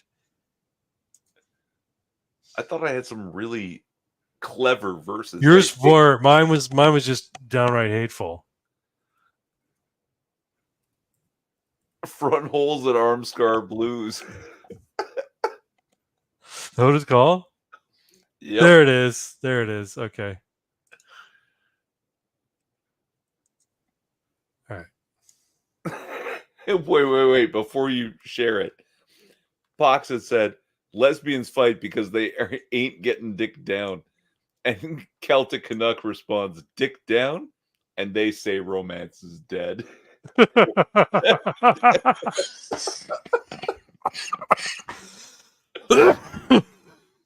That's Fox, hilarious. I think you have a new fan. Oh my god, that's hilarious. Beautiful. Fuck. Dick down, then they say romance. You should put that shit in a Hallmark card. All right, let's see. I thought we lost Pox. I mean, I thought we lost Celtic Canuck because we started Because getting of this my a little bit- racism. Yeah, because all that racism. I understand. And, I understand why you have to disassociate. Like, anyway, let's share this and we'll have a laugh. oh, this. Like, I'm pretty sure in Canada this is illegal. Just so everyone's aware. I don't know what you're talking about. As far as I'm concerned, my right to speech is granted by the Charter and the Magna Carta. The Magna Carta takes precedence over what anybody else wants to say. Anyway, this is a beautiful piece by Mr. Pox Toxic. He's a hell of a songwriter here. We're going to share this. We're going to listen to this here. AI song. A real man is something you'll never be. Lonely, truly, don't you know? Not a person alive wants to smell your front hole. The truth, yeah, it's just that sad. Your imitations are really bad. Poodle, mocking God's plan. You will never be a man. Your meat stick ain't a dick. Scars on chest, scars on arm. You're now a monster and you're sick. You've lost all feminine charms. Despite your crew, cut and tie, you'll never really be a guy. 5'3" and called Jake. Even your Napoleon complex is fake.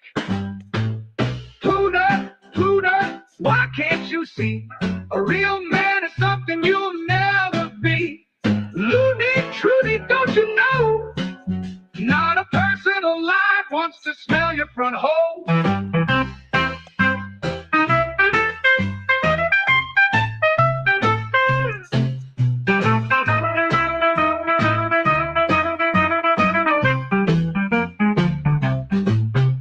Pooter, why can't you see? A real man is something you'll never be. Loony, Trudy, don't you know? Not a person alive wants to smell your front hole. The truth, yeah, it's something you won't indulge. No amount of tucking can hide that bowl. Loony, Trudy, mocking God's plan. You will never be a woman. No ball, so dilate that gash and cry, or develop sepsis and just die. You made your bed, so there you lie, gnashing teeth and sobbing why. Redefining axe wound and angry inch. Ironic sexual finish has left you in a pinch. No balls, can't get off, and now you're irate. Nothing the luck for you, but see, cope and dilate.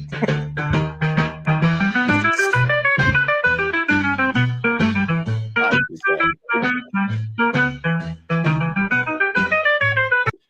All right, I'm ashamed of us. that. You know what? After hearing what I wrote, I'm like, oh my god, that sounds fucking awful.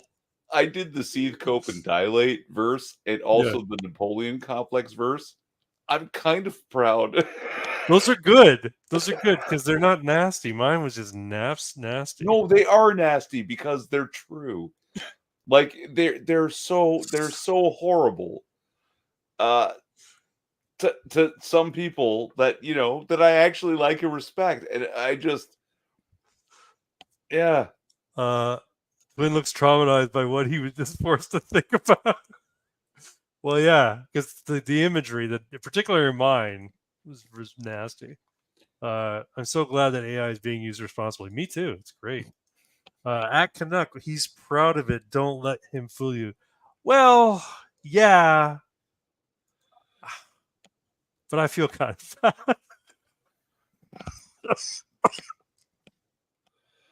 No, he wanted to just involve us in his crime. That's all, in his hate crime. So he says they're just as guilty as I am when they come and take him away and put him in the gulag. So yeah, that's what AI can do for you. I wrote a couple of songs too. Let me see if I can find. He has a few.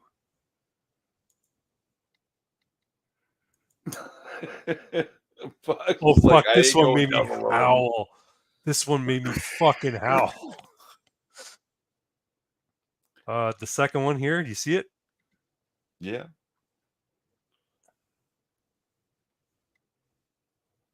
Yeah. I want to share this because I think this is actually a genius work. Before you do, I just want to point out he actually did one that was more like political and less angry. Right. And it was I thought like the prompt was AI, pretend the offspring was good.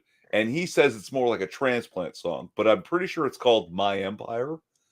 And all the views on that one are me because I was listening to it on repeat because it's like it was actually like a really good like modern punk tune, and I hadn't heard that good kind of music in a while, and the AI made really good music, and I was just listening to it crazily. If you have time later, maybe we'll showcase that one. Sure, man. Yeah. Saturday. I got nowhere to be. All right. I want to listen to this one here because this one I think is actually a work of art.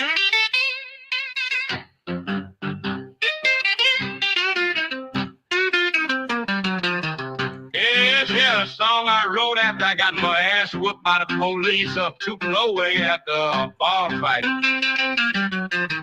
I ain't stabbed that poor white boy.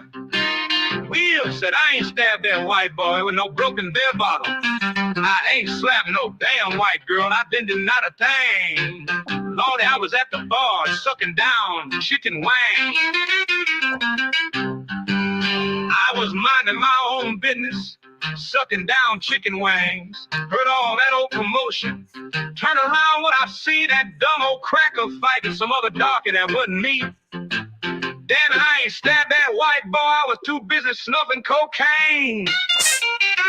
Well, I ain't stabbed that poor old white boy. I tell you, officer, it wasn't me. Ooh,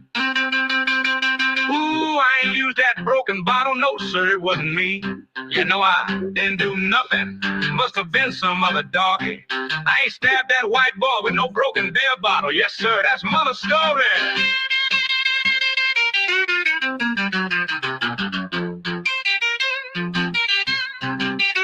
Good old sweet potato. Good old Jake. He's a fucking genius. Well, I ain't stabbed that poor old white boy. I tell you, officer, it wasn't me. Ooh, I ain't used that broken bottle. No, sir, it wasn't me. You know, I didn't do nothing.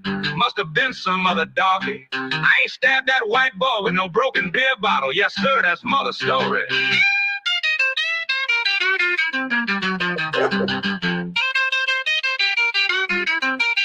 That's a pretty good guitar solo for an AI. AI is a better I musician looked than up most from mother modern plate of musicians. cocaine and wangs, and what you think I see? That old cracker Popo, just standing there staring at sweet potato. He said, boy, you stabbed that man. I said, no, sir, it wasn't me. Mean ass cracker went and whooped old sweet potato's ass, black and blue. Stabbed that poor old white boy. I tell you, officer, it wasn't me. Ooh, I ain't used that broken bottle, no, sir, it wasn't me. You know, I didn't do nothing. Must have been some other darky. I ain't stabbed that white boy with no broken beer bottle. Yes, sir, that's mother's story.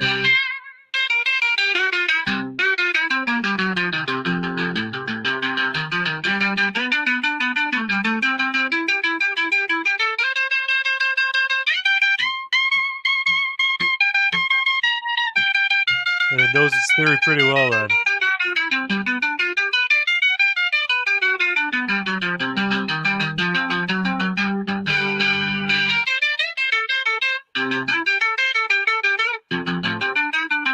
It's not just fucking stereotypical. It's properly Delta. It's Delta blues. I looked up from mother plate cocaine and wangs, and what you think I see? That old cracker Popo, just standing there staring at sweet potato. He said, boy, you stabbed that man. I said, no, sir, it wasn't me. Mean ass cracker went and whooped old sweet potato's ass, black and blue. Well, I ain't stabbed that poor old white boy. I tell you, officer, it wasn't me. Ooh, I ain't used that broken bottle, no, sir, it wasn't me. You know, I didn't do nothing. Must have been some other darky. I ain't stabbed that white boy with no broken beer bottle. Yes, sir, that's mother's story.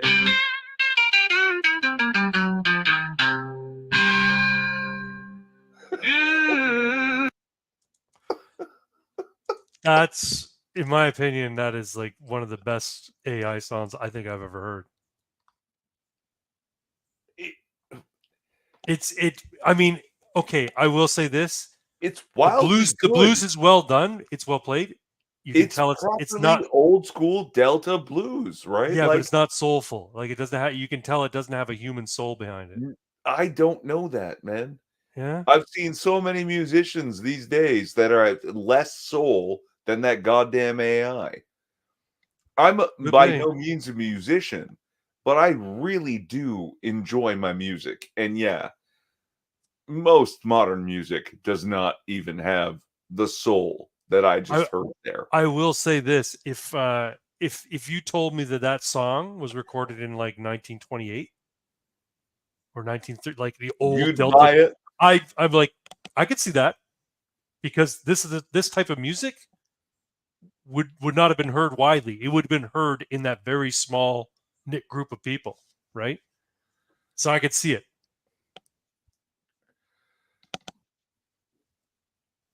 Crazily good. Yeah.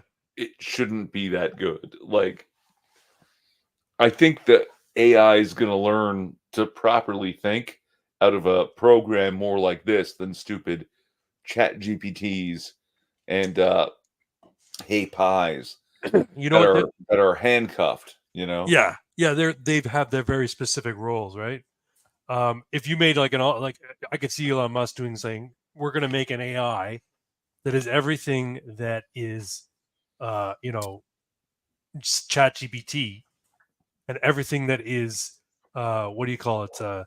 The AI image work, the AI video, the AI, all that sort of stuff, all the graphic AI stuff. And we're going to put it in one AI, and it's going to know everything that the other AI systems know as well. So when you ask it to describe the painting that it just created, it knows how to describe it as well, right? So anyway, yeah, I think you're going to see that, and I think it's going to be really, really bad for a lot of people. Soon enough, it's handcuffed a little. Yeah, it's like any other AI. You just have to talk at it around corners before you break it. But no, I would have bought that particular song was recorded way back when. So Yeah. I might have an oddity. All right. Well, let's get on to that then.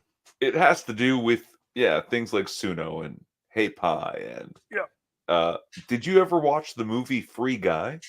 Yes. I accidentally invented that movie 20 years ago. Did you now? Yep. I accidentally invent a lot of things that yet bled into the universe, and somebody robs it and ruins it. Well, tell me about your idea 20 years ago. This was not a love story, No. right? I saw on my video game, right? I was playing Madden, and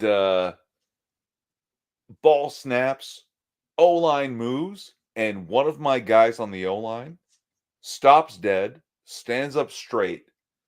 Guy runs around him, and he's fucking staring off into space for the rest of the play. Yeah. And I just had this idea. He became self-aware. AI won't be created by the people making the chatbots and making the fucking Suno auto music thing. You're going to be playing a game, and one little avatar that has a handful of instructions will accidentally mutate because it's like the new modern code where it's what do they call that?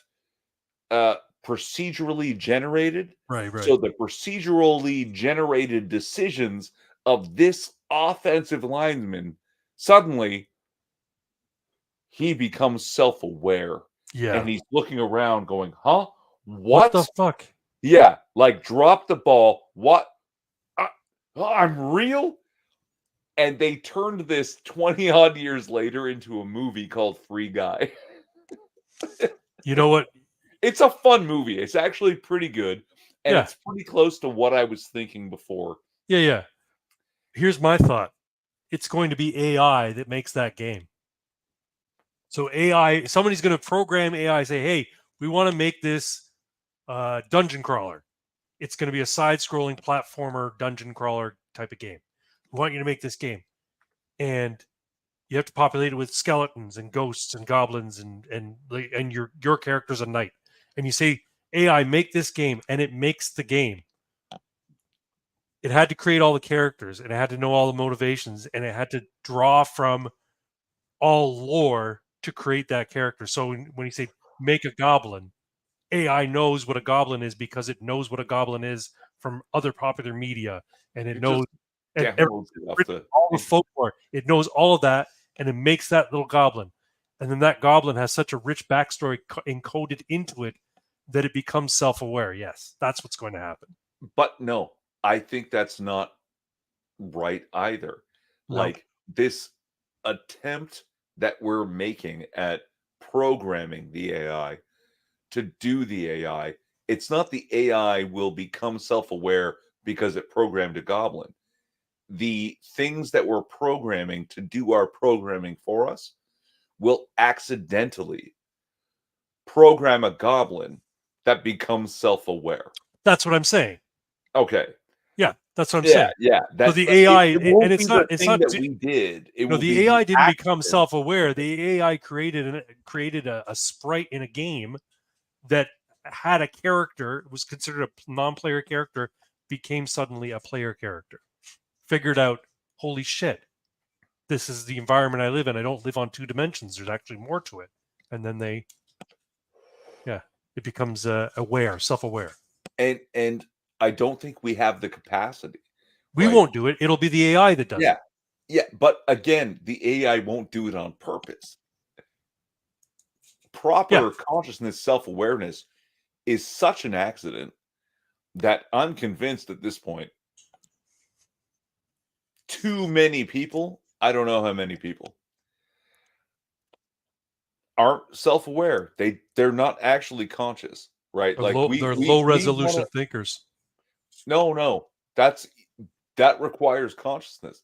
We live in this time where we want to believe, oh, it's the enlightened age and the human animal is separate from the other animals. I don't think we are. Not by and large. Skynet is the one telling you about hot singles in your neighborhood. Yeah, probably. Yeah. Skynet isn't real because guess what? You know what no one ever thought to do? Put the Turing test to people. You can write an AI that can beat the Turing test, and I'll bet you 60% of people do not beat the Turing test. Laces And in the that's house. 60% of, Western people. Right. Expand that to the rest of the world, I bet it's closer to 80. Cannot pass the Turing test. I wonder if I anybody's don't done that. I don't think the human animal is as advanced as we believe it is. I don't know what the questions are in a Turing test. Yep. Let me see if I can You're find not them. supposed to. Well, why not?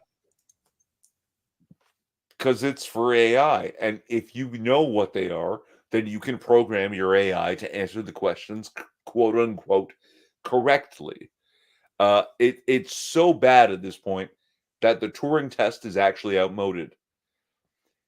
Yeah. All AIs, all your chat GPTs, all your Hey Pies and Groks can beat the Turing test. That's the first thing they do now. But I don't think humans can.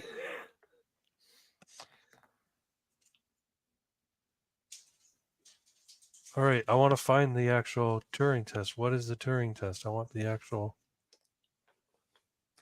test. And we need a new test for new AIs. And I think with the new test, the human capacity to pass it drops dramatically. I don't think most humans are actually conscious. Right? That meme of the gray-headed man, you open the back, you pull out the Ukraine chip and put in the Palestine chip. I think that's most people. I Yeah. think that's most humans. Like you're talking low resolution thinker. No. I'm talking lights and clockwork. Right. Now, guys like Michael Rappaport give me a little bit of hope. If he's come around, maybe the hardware and the software, the firmware is in place, but it's easier to just be an animal. Oh, Celtic Canuck is And- playing with Sino now. That's awesome. And maybe the potential is there Yeah. on the firmware level to open it, but I think most people are like, you can play your video game against the AI. Yeah. But if you're so inclined, you can actually turn off the controller for your Madden, because that was what inspired this for me, and have two Madden teams play against each other. Just watch it. I think that's what most humans are. They're just running on, and if all you have to do is click the button left, and if you just click the button left, suddenly you might find yourself in control and be like every single human being is Free Guy before he was Free Guy. And yeah, only a very few of us. So you're saying free guy is a Wake up, metaphor sheeple, is what I'm saying. is a metaphor for modern living. Yeah, maybe. We're all sheeple. We always have been. Wake up, sheeple. That's what I'm saying. If you want help with prompts and meta prompts, let me know. Hey guys, what's going on over in this chat? Good to see you, Squid. Thanks for popping in. We're talking about all things AI right now. This is an Irving's Oddity.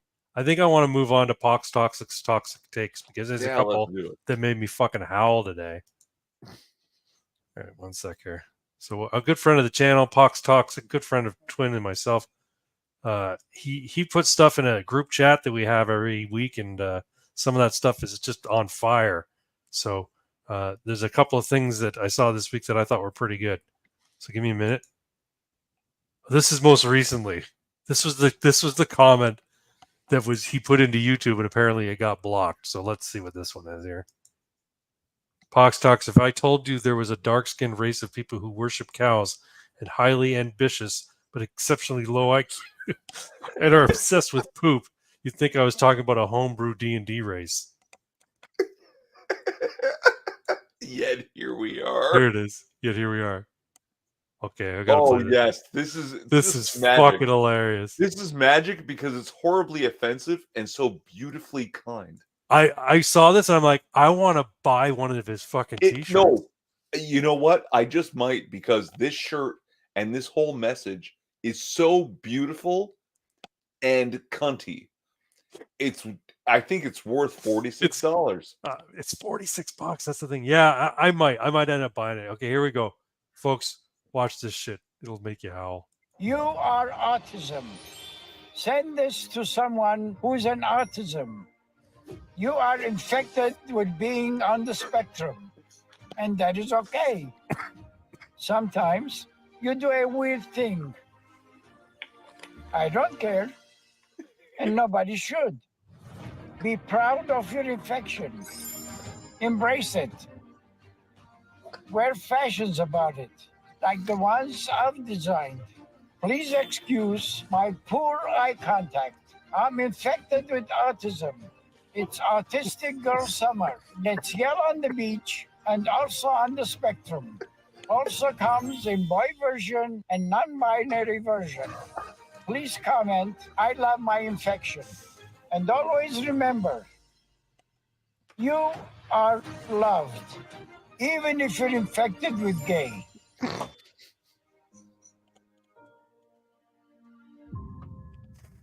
You are... Like, it's so good. It's so traditionally offensive and yet so positive. And I know. It really is beautiful. Like, and I want to get one of those shirts. Yeah, it's so nice. Like, he needs support. I gotta buy his fucking shirt. Holy crap. Yeah, so let me see if I can find his shirt website. What's his fucking name? Porco something?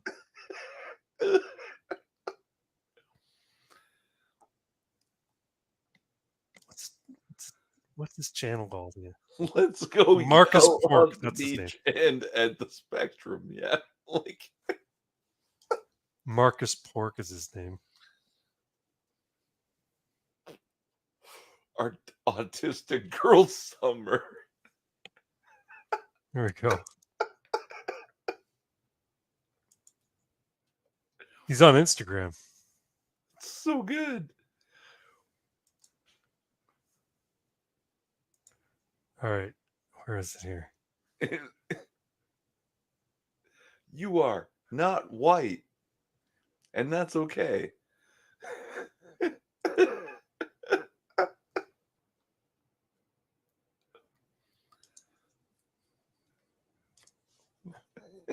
Even if you are infected with the gay.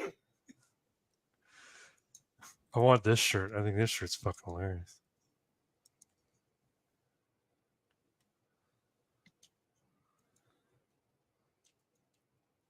Please excuse my poor eye contact. I am infected with autism. I'm infected with autism. Excuse me, sorry. And the fucking font is hilarious. With a little fucking choo-choo train and a infinity symbol. Christ. $46 Canadian though. Marcus Pork. Those infected with the autism love trains. That's true. That's true. Trains are cool. Let's go scream at the beach and on the spectrum. Irving, there's a video someone did about it's okay to not be white. Yeah. That was. It's the same spirit as this one. You are not white. Send this to someone who is not white. I'll show you how to have a conversation with a person who is not white. Hey, you are not white. Yeah. How you doing? I'm all right. How are you? I'm great. Thanks for asking. See, this is how you have a conversation with someone who is not white. All right, I gotta find this video now. The not white one.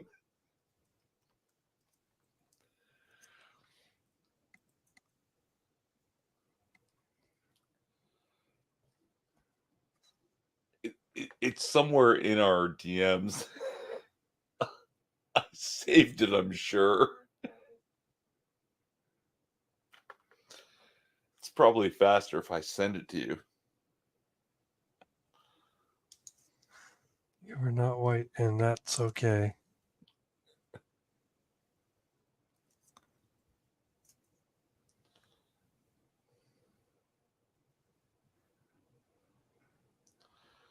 I can't find it on the YouTubes. Yeah, hold on. Oh Christ! Okay, so Imagine searching "not white" in our group chat. Twitter's the fastest way I can send it to you, so that's Okay. where I'm doing it. Twitter DM. All right, cool. Let me know when you send it. It's sent. Oh, I don't have it yet. You sent it to my Twitter, yeah? Yep. Let me refresh 1 second.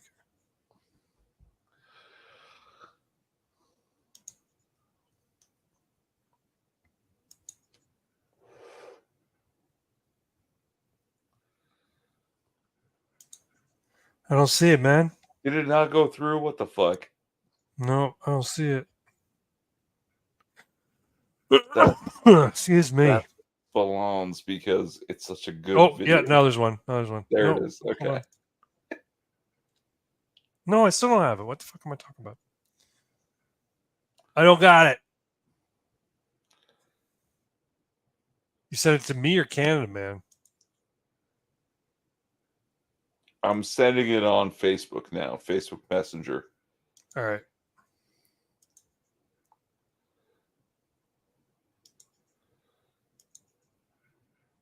Sent, it says. So To directly to me or to our group? directly to you. They're blocking our communications, man. Almost like all those people Irving is talking about are hypnotized by an AI overlord. Oh, There yeah, we are. like Rocco's basilisk, traveling back in time and already manipulating people. Maybe. Or maybe they're just fucking retarded. And at 7 years old, when I noticed I was smarter than all of my teachers, I was right.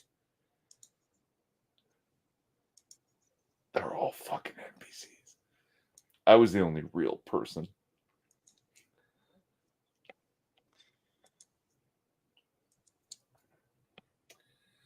I get that term from the movie I, Robot, because I liked the book I, Robot, and the movie was actually cool. It's a cool movie. It's not at all like the book. Are you ready? Yeah. Sent you this video. You are not white. Send this to someone who is not white. I'm here with someone who is not white. And that is really cool. I'm going to show you guys how to talk to someone that is not white. How are you doing today? I'm doing good. How are you? I'm doing great. As you can tell, it was completely normal and a fun conversation. I'm here with my neighbor, and he is black, not white. And today we're going to learn about his culture. Let us know what you like to do for fun. Chill, play a little Fortnite. See, different cultures make this world really cool. Thank you so much for watching. Send this to one of your non-white friends to let them know that you love them. Crazy. Thank you. Thank you.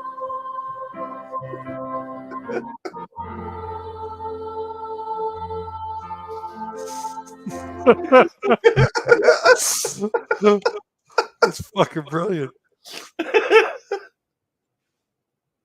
I'll still play one second. It's fucking hilarious. We got some good media here tonight. That's hilarious. I'll just be my name and a bunch of bullshit a billion times. It'll just be my name. Oh.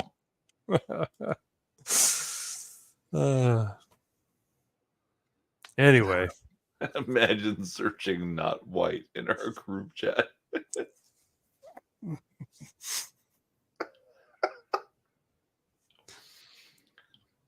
That's hilarious. What else we got here? I don't have any other topics. I don't have any. Do you have any Jews news? Always. All right. Well, let's put up that. Hold on a second. Oh, that's so disgusting. Oh my God, that's the worst thing I ever heard in my life. Jews news. So they leaked too soon. Shapiro. Yeah, so you think Shapiro's going to be the VP, the pick? He was chosen a week ago. They accidentally released it too soon. He was supposed to be announced a week later because, man, there is a huge schism in the Democrat Party, right? Like, okay, so we can talk about Rothschilds and maybe Jews, maybe BlackRock having their ultimate plans and pulling the strings, doing the subverting. They don't always get exactly what they want. Like sometimes plans don't go according to the plan. You know, Biden was not supposed to have dementia, and Donald Trump was not supposed to survive. So now here we are with a live Donald Trump and suddenly Kamala. Right. This is not the plan. The plan has gone very wrong for a lot of these people. And the schism in the Democrat Party has become very apparent because, they thought the Biden phone call with Kamala was AI. No. The Barack Obama and Michelle Obama conversation over the phone, that is very clearly AI. Man, you would do a better impression of Barack Obama than the AI did on that phone call. And he's a pretty easy impression to do. And the AI didn't do a good job. Something crazy. It should stand out to people. Kamala Harris is talking on the phone and, oh, yes, Michelle and Barack, thank you. We're such good friends and we love you so much. If you were good friends with him and you were that close, you would call him Barry. No one in his private life calls him Barack. He is known as Barack. He is called Barry by anyone who spent more than 10 minutes with him. You have not been in the same room with this man. Barry Sortero, by the way. That was his name, Barry Sortero. Before he became Barack Obama, he was Barry Sortero. Okay, but she's never spent 10 combined minutes of her life with him. Right. And you know that because she didn't call him Barry. And that phone call sounded way more AI to me than the Biden phone call. Biden was probably, but once you have the AI fired up, why would you fucking put him on? Why not just make it all AI? You know what I mean? Maybe. All I know is all of this is not actually attempts to manipulate the public. No. I think it's attempts to get the other puppets and other organizations in line behind Kamala. Just right, like they attacked hard, they went aggressive, trying to draw the schism because Biden was not supposed to be retarded. They didn't have Well, a no, it proper- wasn't that Biden wasn't supposed to be retarded. They were fine with Biden being retarded. They just didn't want it to be undeniable in the media. Once it became clear because of the debate, for everyone to see that Biden was clearly demented, they're like, "Fuck." It was still supposed to be Biden. Yeah. That's what I They just had to keep it, make it appear as though he was still cogent. I at think least he to the didn't have enough wide public. adrenochrome. He didn't have enough adrenochrome. Yeah, I think eventually Yeah. it starts losing its efficacy. The So. adrenochrome supply has been terribly damaged, and now what they have is Kamala Harris, a schism in the party. There are factions within factions. It's not two factions; it's multiple factions. Whatever. Not every puppet knows they're a puppet, but basically, someone leaked the Shapiro is going to be the VP video, Right? Because for a lot of people, their pro-Palestinian supporters are going to lose their shit. Well, that's the thing. Because of the schism, like you said, there are the communist Marxists, commu-Islamists, commu-Islamists. That's what they are. Communist Islamists in the Democratic Party. The communists are in line with the Islamists because they want to take everything down, right? They're the progressives, so to speak, the woke mob that are on the Democratic side. And then there is the traditional Democrats who are really all about maintaining power. You know what I'm saying? I hear what you're saying. I think I have some disagreement. Islam is its own thing. The commies are the typical Democrats Right. with the pro-Jew, and that's actually that group. The commies are the ones that are forcing Shapiro, and they pushed it because the other group is very part of the schism is the anti-Israel, anti-Jewish, pro-Islam, Yeah, progressive group, like right. the blatantly progressive group that is insisting that, oh, if you're a minority, you're actually better because you're oppressed. Bullshit. But I'm talking about the rank and file, like Democrats, like the blue-haired freaks. The reason they're joining with Islamists is because when it comes right down to it, they have the same goal, and that is to take down the West. Well, like I said, the average puppet doesn't know they're a puppet. And at the ground level, of course, they don't know they're puppets. What they know is critical race theory. Yeah. So minorities are the good guys, and majorities are automatically oppressors hell bent on genocide. And they look at Israel, and therefore Hamas is the oppressed group, right? And in the party, in positions of power, not all puppets know they're puppets, so they're siding with their constituents who are pro Hamas. And now that's the big schism, right? Right. Is Rothschilds, BlackRocks, all of these senators and congresspeople that have dual citizenship have lost control over groups of bases, and puppets who don't know they're puppets in the party, who are already congresspeople, Mm-hmm. are just siding with their constituents. Right. And the leak of Shapiro. So tell me more about this Shapiro leak then. So the mayor of Philly leaked a video of what? Kamala saying, "I'm tapping you as VP pick," or what? Shapiro said something stupid, or what is it?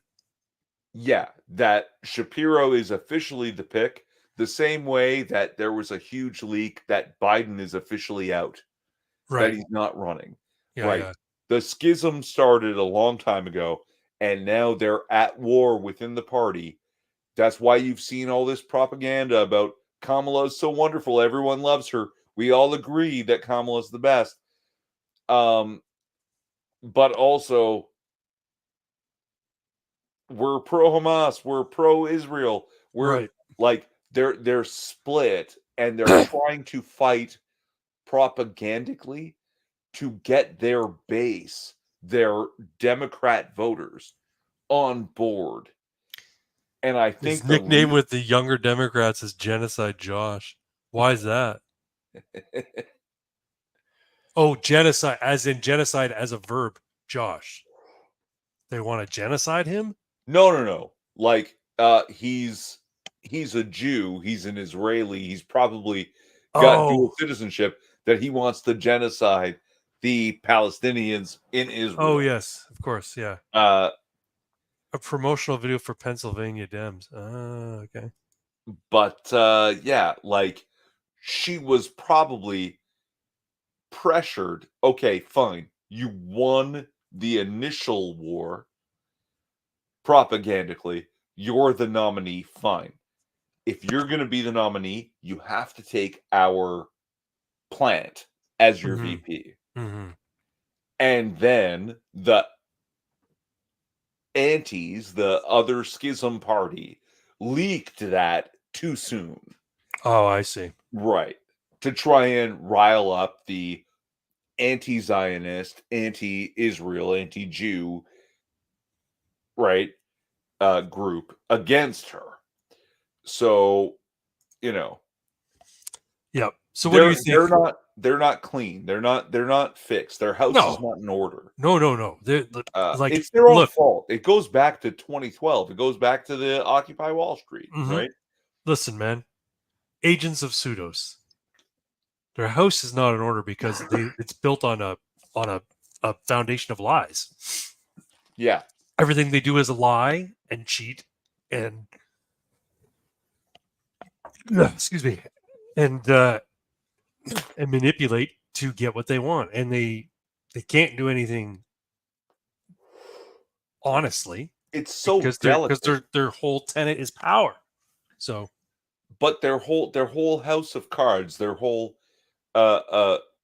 foundationless temple built on sand, is shifted and destroyed by a turn of a head. Right? Donald Trump should not be in the running. He should be gone, and they didn't accomplish it. And because that's why, he turned his head, that pseudos is shown for how fucking delicately destroyable it is, because it's bullshit. It's all paper. We used to have the term the paper tiger, right? Right. You know what the plan was? The plan was to assassinate Donald Trump, and then Nikki Haley, because she has the most delegates on the Republican, would naturally become the candidate. Right? I think that's why he kind of rushed announcing his VP pick, because normally they do it at the RNC, and he did it before. Anyway, after the attempt on his life failed, they're like, well, fuck, that's half the plan. Kamala's supposed to be, we have to get rid of Biden anyway, because he did so poorly at the debate. So the notion is kill Trump, install Kamala, and Nikki Haley becomes the nominee. And then the news cycle is, everything is about two women going up against one another for the first time in presidential electoral history. Right? And no matter what happens, we can't lose, because they're both deep state puppets, and they're both women, and they don't give a shit about anything but power and amassing wealth and that sort of shit. So, Yeah, here we are. Yet here we are. Yeah, like, you know, I talk about it like, oh, it's like almost an omnipotent force that controls and subverts, and people think and they want to be thought of that way. Mm-hmm. But things don't always go according to plan, and they are floundering. Mm-hmm. They're floundering badly, so badly that they've changed their talking point from Trump is literally Hitler and a dictator to weird. Yeah, that's weird. He's weird. Weird. Yeah. Like, why is this so weird? Weird? Look at half of Biden's fucking what do you call it? Appointments. The trans bald guy who or cross-dressing bald guy who steals luggage, and Levine, what's her name? Admiral Levine. Yeah, and what was that? There's the booty shaking Megan Thee Stallion, Yeah, right?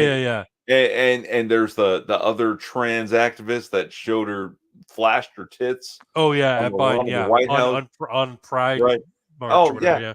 Yeah. I mean, forget that there's a group of people, registered Democrats all, that are like looking you in the eye and saying hormonally stunting the growth of and chemically castrating and surgically mutilating preteens and adolescents is good, actually. And anyone who disagrees with us is weird. Like, oh, okay. Well, this Yeah. is the thing, right? Like we don't even agree on reality anymore. Right. Yeah. Trans women are women? No, they're not. They're men. They're men who half the time have autogynephilia, and they just like the idea of being seen as women, and they get hot by imagining themselves as women. It's far more than half the time.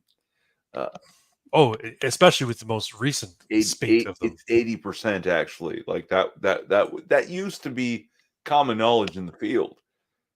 Coke in the White House, Coke in not the White weird. House, yeah. Yeah, I mean, it's not weird, except that it got exposed. Who could have got Coke in here? Here's the thing. I bet you Coke's in the White House constantly. There's Coke everywhere. But somebody decided to say, hey, and yeah. Somebody said, hey, look, Coke in the White House, folks, and brought it out to the news. Because somebody are like, we got to get Biden out. We got to hurt Biden. I don't think it's a Republican who was left over working in the White House from like 8 years ago or 4 years ago. I think it was somebody who's like, fucking, we gotta in a dusty corner behind some books. Yeah. Yeah. Yeah, they exposed it. They exposed it because they're like, Biden, it's gotta go.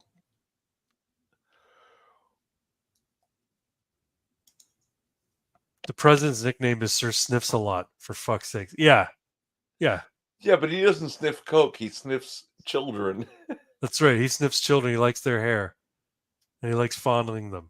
And he pinched that girl's fucking nipple. She came Yeah. out as an adult, and it was like, yeah, no, he fully did that. They buried that story. Yeah. Sick fucker. Yeah. Another agent of pseudos. But that's where you know that Donald Trump is the monomyth, and you know that he's been appointed by the Logos to bring the truth of this narrative forward. And I'm not so self-involved to believe that I'm living in history.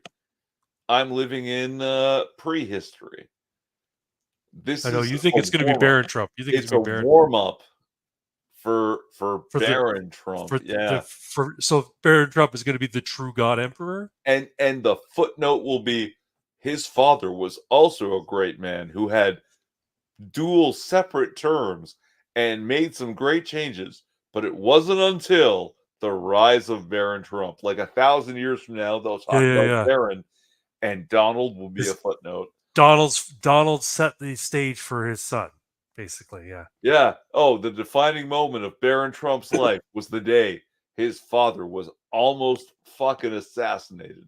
and he realized what was yeah. important. What was Yeah, important was like- was sacrificing yourself and putting yourself at risk for this country. He became the fucking Captain America of industry. Yep. Yep. I could see it. I could totally see it. He becomes a businessman just like his father, and he breaks all of his father's records, and he becomes the playboy of the middle of the 21st century, right? And this this playboy becomes very powerful and very charismatic, and everybody loves him, and yeah, and then eventually he says, I'm going to run for president. And people are like, yes, you have to. Everybody wants him to run for president because unlike his father, he doesn't have these scandals tied up. See, that's why you have to be the DM. You're fleshing it out for me, like in a way that I'm not capable of. You're doing such a better job of describing it. Yeah. That's the plan, right? That you're saying that's how it's gonna come out. Yeah, like I can't predict the future. Like Thomas Wayne was a great man, but he was a great philanthropist for Gotham City. Yes, but yes. Bruce Wayne was the shit. What he did for Wayne Enterprises and the Wayne family fortune, and for Gotham, yes, that's right. Yeah, so this is what Barron's going to do for Don. He's going to break all of Donald's records, and Donald's going to be smiling up from heaven. You know what'll happen? What'll happen is because Donald's a former president, when he does pass away, it's a big fucking to-do, right? And Barron will make some sort of like gesture at the funeral that will convince everybody that he is going to be a president one day. Like it's going to be something that it's just going to crystallize in everybody's mind, and so they're going to make it happen because they believe it so much. He's just going to make some sort of gesture. He's going to say something in the speech or whatever, and then boom, everybody's going to go, boom, he is a future president and he must be. And it's like, it becomes like prophetic because everybody pushes towards that. I have a wild idea for that too, right? Like if it were a comic book, right? There's that idea of showing willing as you pass the casket, as it's put in the ground, a handful of earth. Right. Everyone leaves. He stands alone and waves off the machine, and just with a shovel, he fucking buries his father. By hand. Just yeah. Him and a on shovel. His own. He's the only one too. Yeah. Waves off the machine, waves off all help. Yeah. I'm gonna do this. And it's like, that's it. That's the man. Yeah. That's the man you want. 6'7", fucking Jack, looks like goddamn Captain America. Yep. I could see that. I could see that totally happening. Wow, man! Now I want to see it in like a DC animated universe style. Fucking. What would Barron Trump's superhero alter ego be? No, he doesn't have one. He's like Lex Luthor, but a good guy. Oh, okay. So he's known as like he's just Barron Trump, right? He goes and he does his business thing, he does his politics thing, and then someone tries to mug a lady in the street, and he runs out with fists open and a tie, and just fucking like, yeah. There's no difference. Right. He's the purest symbol. And all, of course, because it's, the time that it's in, everything is caught on video and it's high resolution. Yep. And that just gets spread around. Yeah, I could totally see that. Yeah, the myth is the man. Like, yeah. So you're saying Donald Trump is not the monomyth; he's the precursor to the monomyth. Yeah, but not to diminish Trump. Like, no. Yeah, it's like the logo. It's like the logos is kind of warming up for the main event by writing this short story here. Yeah. And that's gonna whet your appetite for the fucking grand epic novel that is Barron Trump's. Why is Luke Skywalker important? Not just because of the things he does, but because he is a descendant of that Skywalker line. Right. Right. That's, it doesn't mean anything unless you are the descendant of that also mythical idea, right? You know what, man? I'm not gonna lie. The narrative is very compelling. And so, like, you know what, like, and I'm all about the narrative. So it's something that I'd like to see come to pass. I mean, I would be very, very old when Barron Trump came to power. But if I were on my deathbed, sitting in a nursing home somewhere with like one of those little sex devices that wrap around your waist and like sucks you off, but it feels like a woman. Anyway, that'll be me in a nursing home somewhere. It'll be one of those free kind of like very progressive nursing homes that has these devices for the men. Anyway, and I'll be watching on the TV, and it'll say Barron Trump inaugurated as the 52nd president or whatever, right? Yeah. Of the United States, and I'll be like,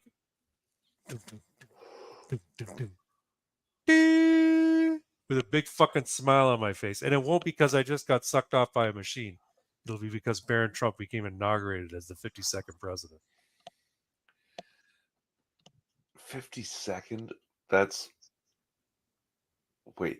16 years from now? No.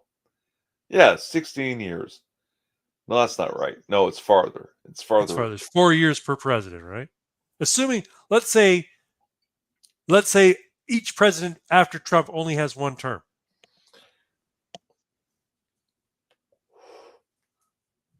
No, 4 years at a time.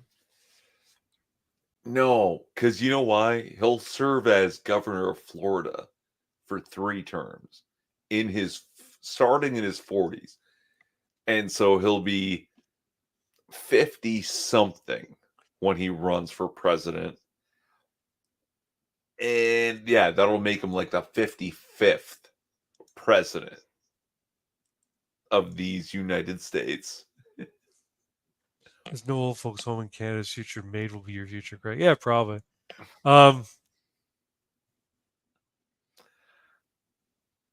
So whatever president he would be at 50 odd, yeah. President X or whatever. Having been the governor of Florida for what? You know what? Here's the thing, though. I don't like the idea of him having a career in politics prior to becoming president. I think he should follow in his father's footsteps in that sense. Like, he should be aligned with politics. He should be like Trump was in his early years, seeking endorsements, right? No, he'll manage both. He'll do a good job as a man until he's 40 something. You know what? Run for office in Florida because that's his home state. And then after 3 successful terms, be like, I can't do it from here. I think it'd be better to follow in my father's footsteps. Right. I think it'd be better if he was mayor of whatever. What city is Mar-a-Lago in? Jeez, I don't know. Anyway, whatever city that he's okay. So he's mayor. Yeah. I don't think he needs to run. People, you know what? Here's the thing. He serves as mayor because mayors, if I understand correctly, they can serve until they're voted out, basically. Yeah. You could be mayor of a city in the United States indefinitely as long as you keep getting. Yeah. Okay. So he's mayor of some city, and he serves there for several terms, and people finally go, Mr. Mayor, are you going to run for governor? So and so governor is retiring. Are you going to run against his opponent? For governor? He's like, no, I don't think so. And then he leaps to president. he leapfrogs to president. What happens is, let's say the Democrat gets elected as the governor, and they fuck up Florida completely. And then he's like, I got to fix this, but I'm not going to do it from the governor's office. I'll do it straight from the presidency. And he goes up to president. Yeah, I like that too. It's all I think good. I think that's cooler. I was saying in the last time that I brought this up, I don't want to pressure the poor kid.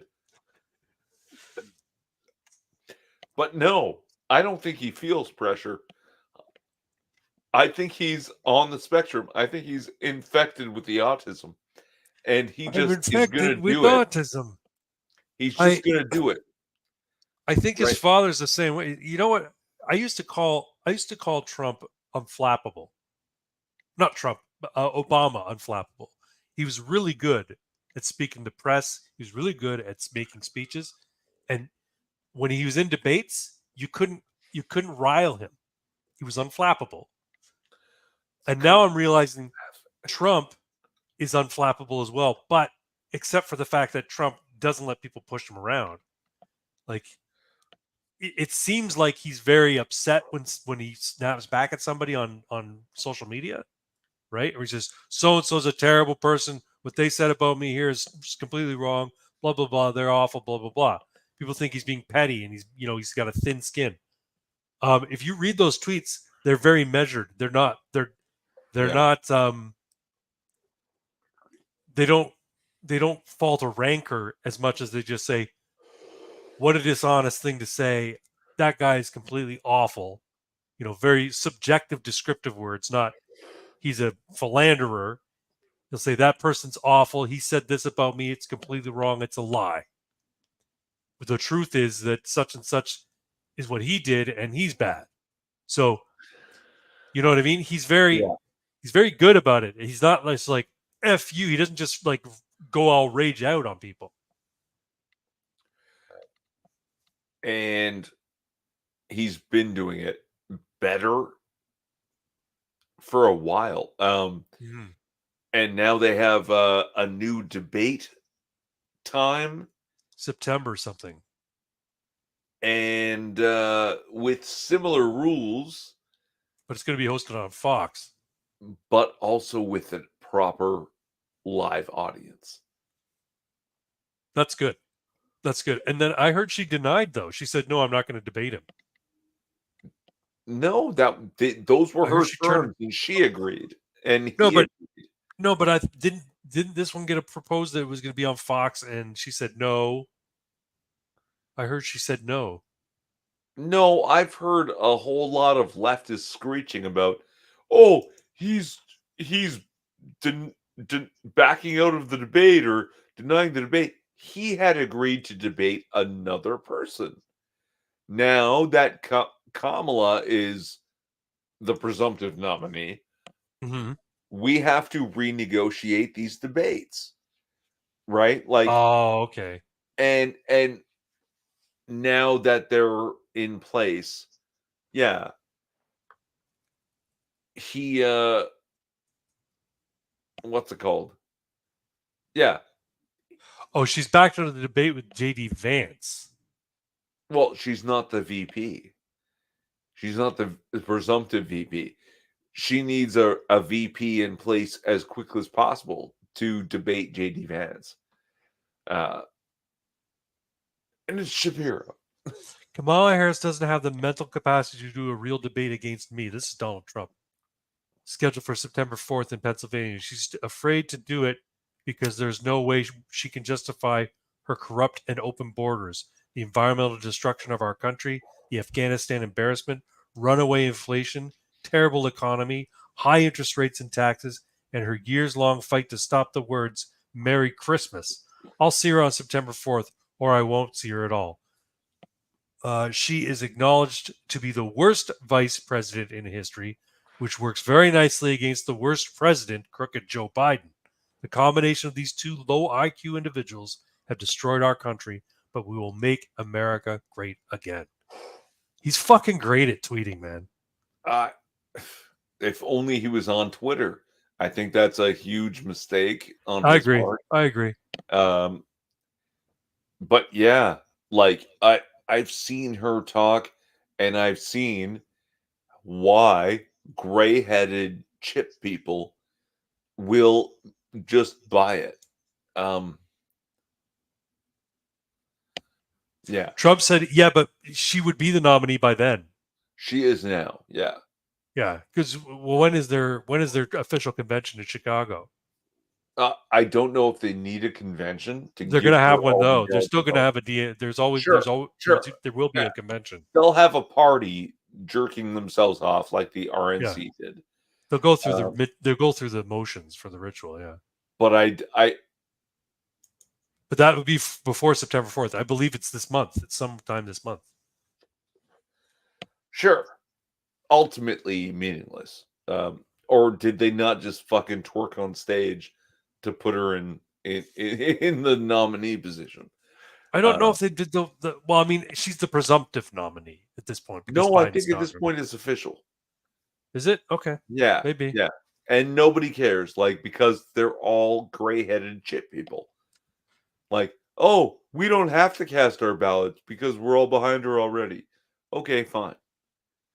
You're all gray-headed shit people, and you just accepted your chip, and now that's your new reality. Good for you. But no, I don't think she's winning by 7 points in this state and 2 points in another. She's wildly behind. Oh yeah, you're right. She is officially now. They just fucked around. When is the DNC? When is the DNC? Oh, can you imagine if the situation was reversed? Monday, August 19th. So by September 4th, she would be the nominee of that. No registered Democrat voter voted for her. It didn't happen.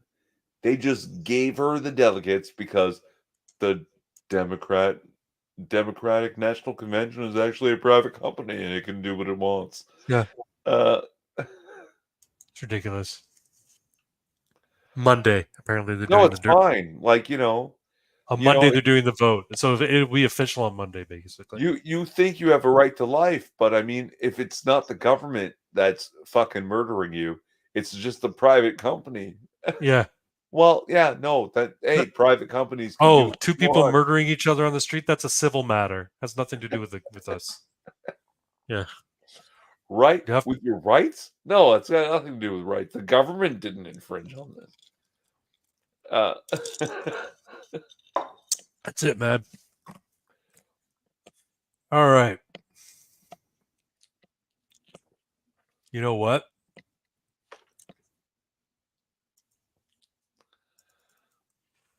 I think let me see here. Nobody tells jokes anymore. Wonder if I have something. Do you want to put the banner up? Is that where we are? Are we at that point? I'm looking for something though. Put the banner up and let me do a thing. All right, folks. Fat, drunk, and stupid is no way to go through life, sir. Yes, it is. That's all I do. No one tells jokes anymore. Irvington, what do you got tonight? It's not a joke per se. I don't have the comic handy. I'll just describe it to you. Okay. It's a man with a IRS badge, and he says, "Okay, Mr. Gnome, it's time to pay your taxes." And the gnome says, "No, I don't even use money anymore. I just use these bottle caps for trade." And the IRS agent says, "That doesn't work. Bottle caps are worthless." And he says, "Good." Pause. Long pause. "Give me those bottle caps." Yep. That's about it. You got a joke? Like a real one? Maybe. 1 sec here.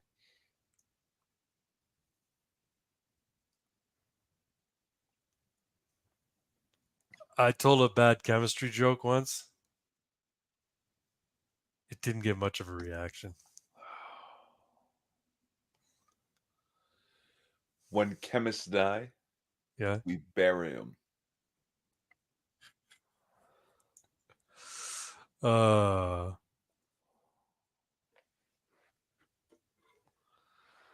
Hold on. I'm gonna get AI to find me a joke.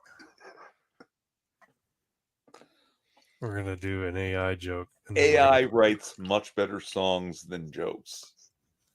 Probably right there. Sweet potato Jenkins. That song is still fucking brutal, man. It's so good. I don't mean brutal. I mean it's good. It's. I like my lady's soul that they call me a .txt file.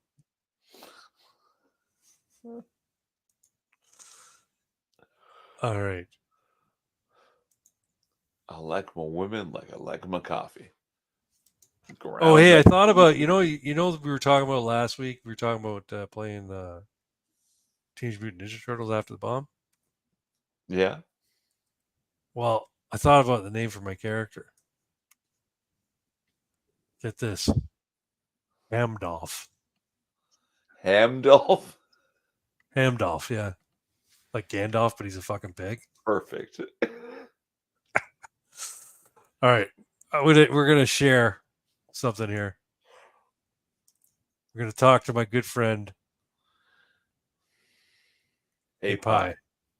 She's a nice lady. But if you don't like her lady voice, you can make her a man. She's not funny, though. That's the problem. Well, women aren't funny in the first place. All right. Tell me a joke. We could ask her to tell us a joke about something. About Baron Trump being the God Emperor in the future. Tell me a joke about Baron Trump becoming God Emperor.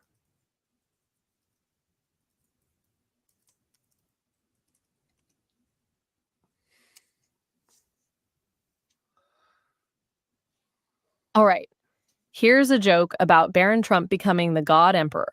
Baron Trump was so tired of everyone talking about his father being the God Emperor that he decided to upstage him and declare himself the true God Emperor. His first decree: no more tiny hands in the royal court.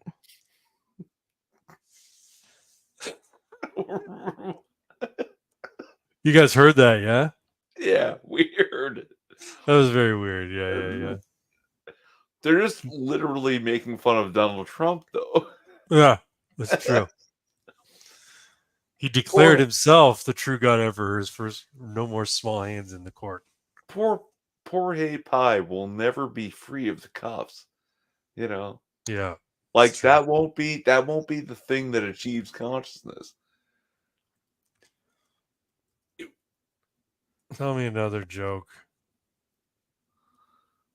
This one about a duck that hates black people. No, a duck and a swan. No, a duck and a cobra.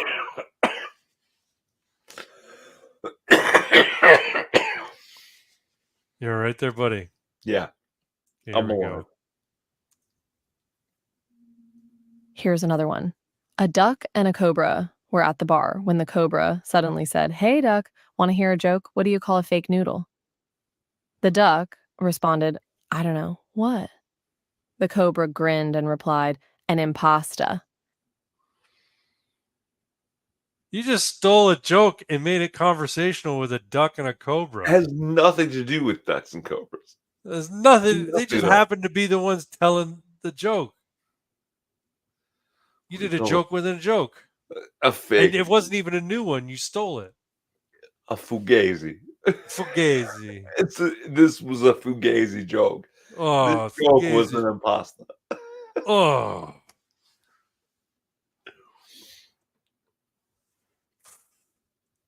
What's that Italian phrase? It's not nice. Stugazz. Stugazz. Stugazz?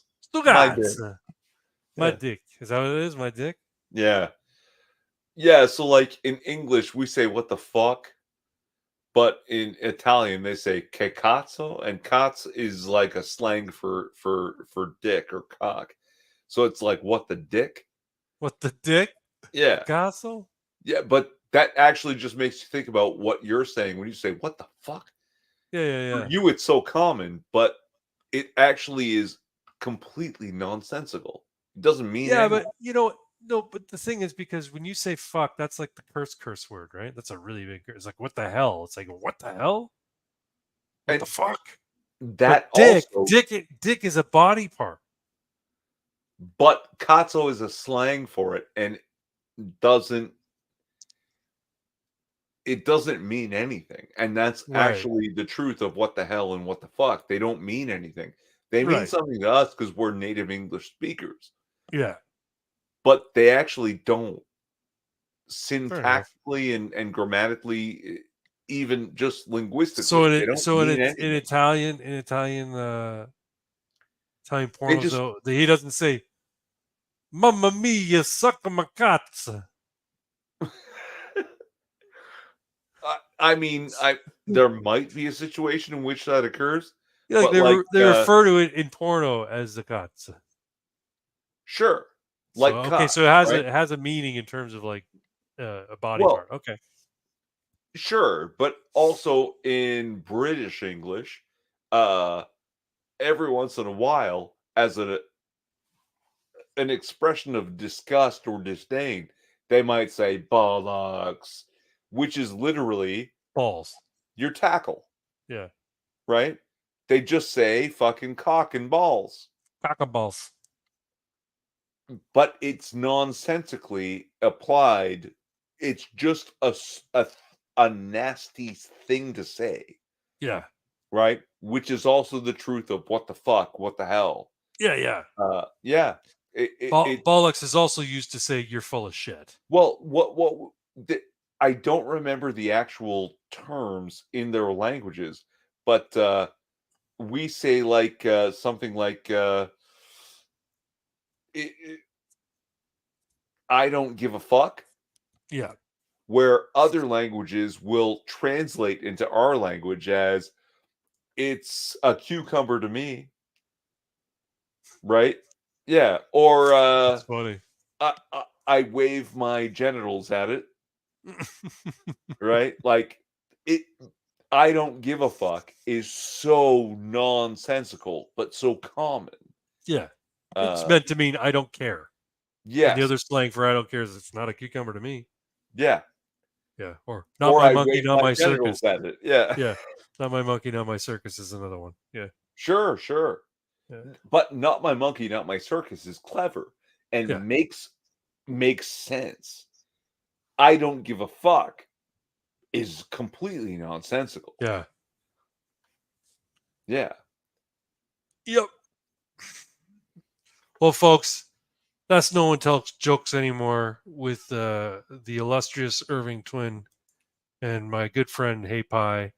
I thank you all for coming out and spending time with us this evening. It was good to see a few new faces. T Sips, I'm not familiar with. There was one Wuzu as well, I believe. A couple of other people who popped in here. I'm glad to have seen you all. We had a good number of viewers at the peak of it. But Yes, sir. we're done for tonight. If you're new to the channel and you haven't yet, you can hit the like button and subscribe and tell all your friends about the degeneracy that goes on here every other Friday or every other Just Saturday. come back. Yeah, Follow sub my and come channel. back and tell everybody. That would be fun. And next week we'll be doing the live stream on the Casual AF live stream on Irving Twins channel. And we have a new mascot. I don't We know if do? you saw. Yeah. So there was that guy that won silver in the shooting. Yes, the turkey Uh, guy. Yeah, guy from Turkey. all the other shooters have like specialized sighting equipment and this Classes. hearing fucking thing. This guy walks up in jeans and fucking flip flops, puts his hand in his pocket, pulls the gun out, and goes clack clack and wins silver. Yeah. And apparently, he didn't win gold because of the women. That it's combined, and the female on his team with all the specialized equipment did not do her job, but he just was so fucking stellar, and he's just so casual that, yeah, and he's just pulling out silvers out of his ass by glasses. Apparently, every time he fired his gun and walked off, he's like, "Where can I go for a smoke?" Like jeans, flip flops. There's lots of memes about him. Yeah, the There's t-shirt. memes about him half being like an t-shirt. assassin, and the Yeah. government called him back from retirement. I'm Well, retired. This is for your country. Do it one more time. No, he's so fantastically casual that he is my new mascot for casual as fuck. Yeah, that's good. There you go. Makes sense. Makes sense. Well, folks, I've had a great time tonight with my co-host Irving Twin. I appreciate you all coming out. Hope you come out next week on Irving Twin's channel for his live stream, and then the following week it'll be back on this live stream. But everybody, I want you to take care of yourselves and take care of the people close to you, because without yourself, you don't even exist, and without them, no one would know. Be a little understanding, a little forgiving, as much as you can muster. It's good for you and for everyone around you. Hit the All button. right. Let's All right. Good night, folks. Hail Sigmar.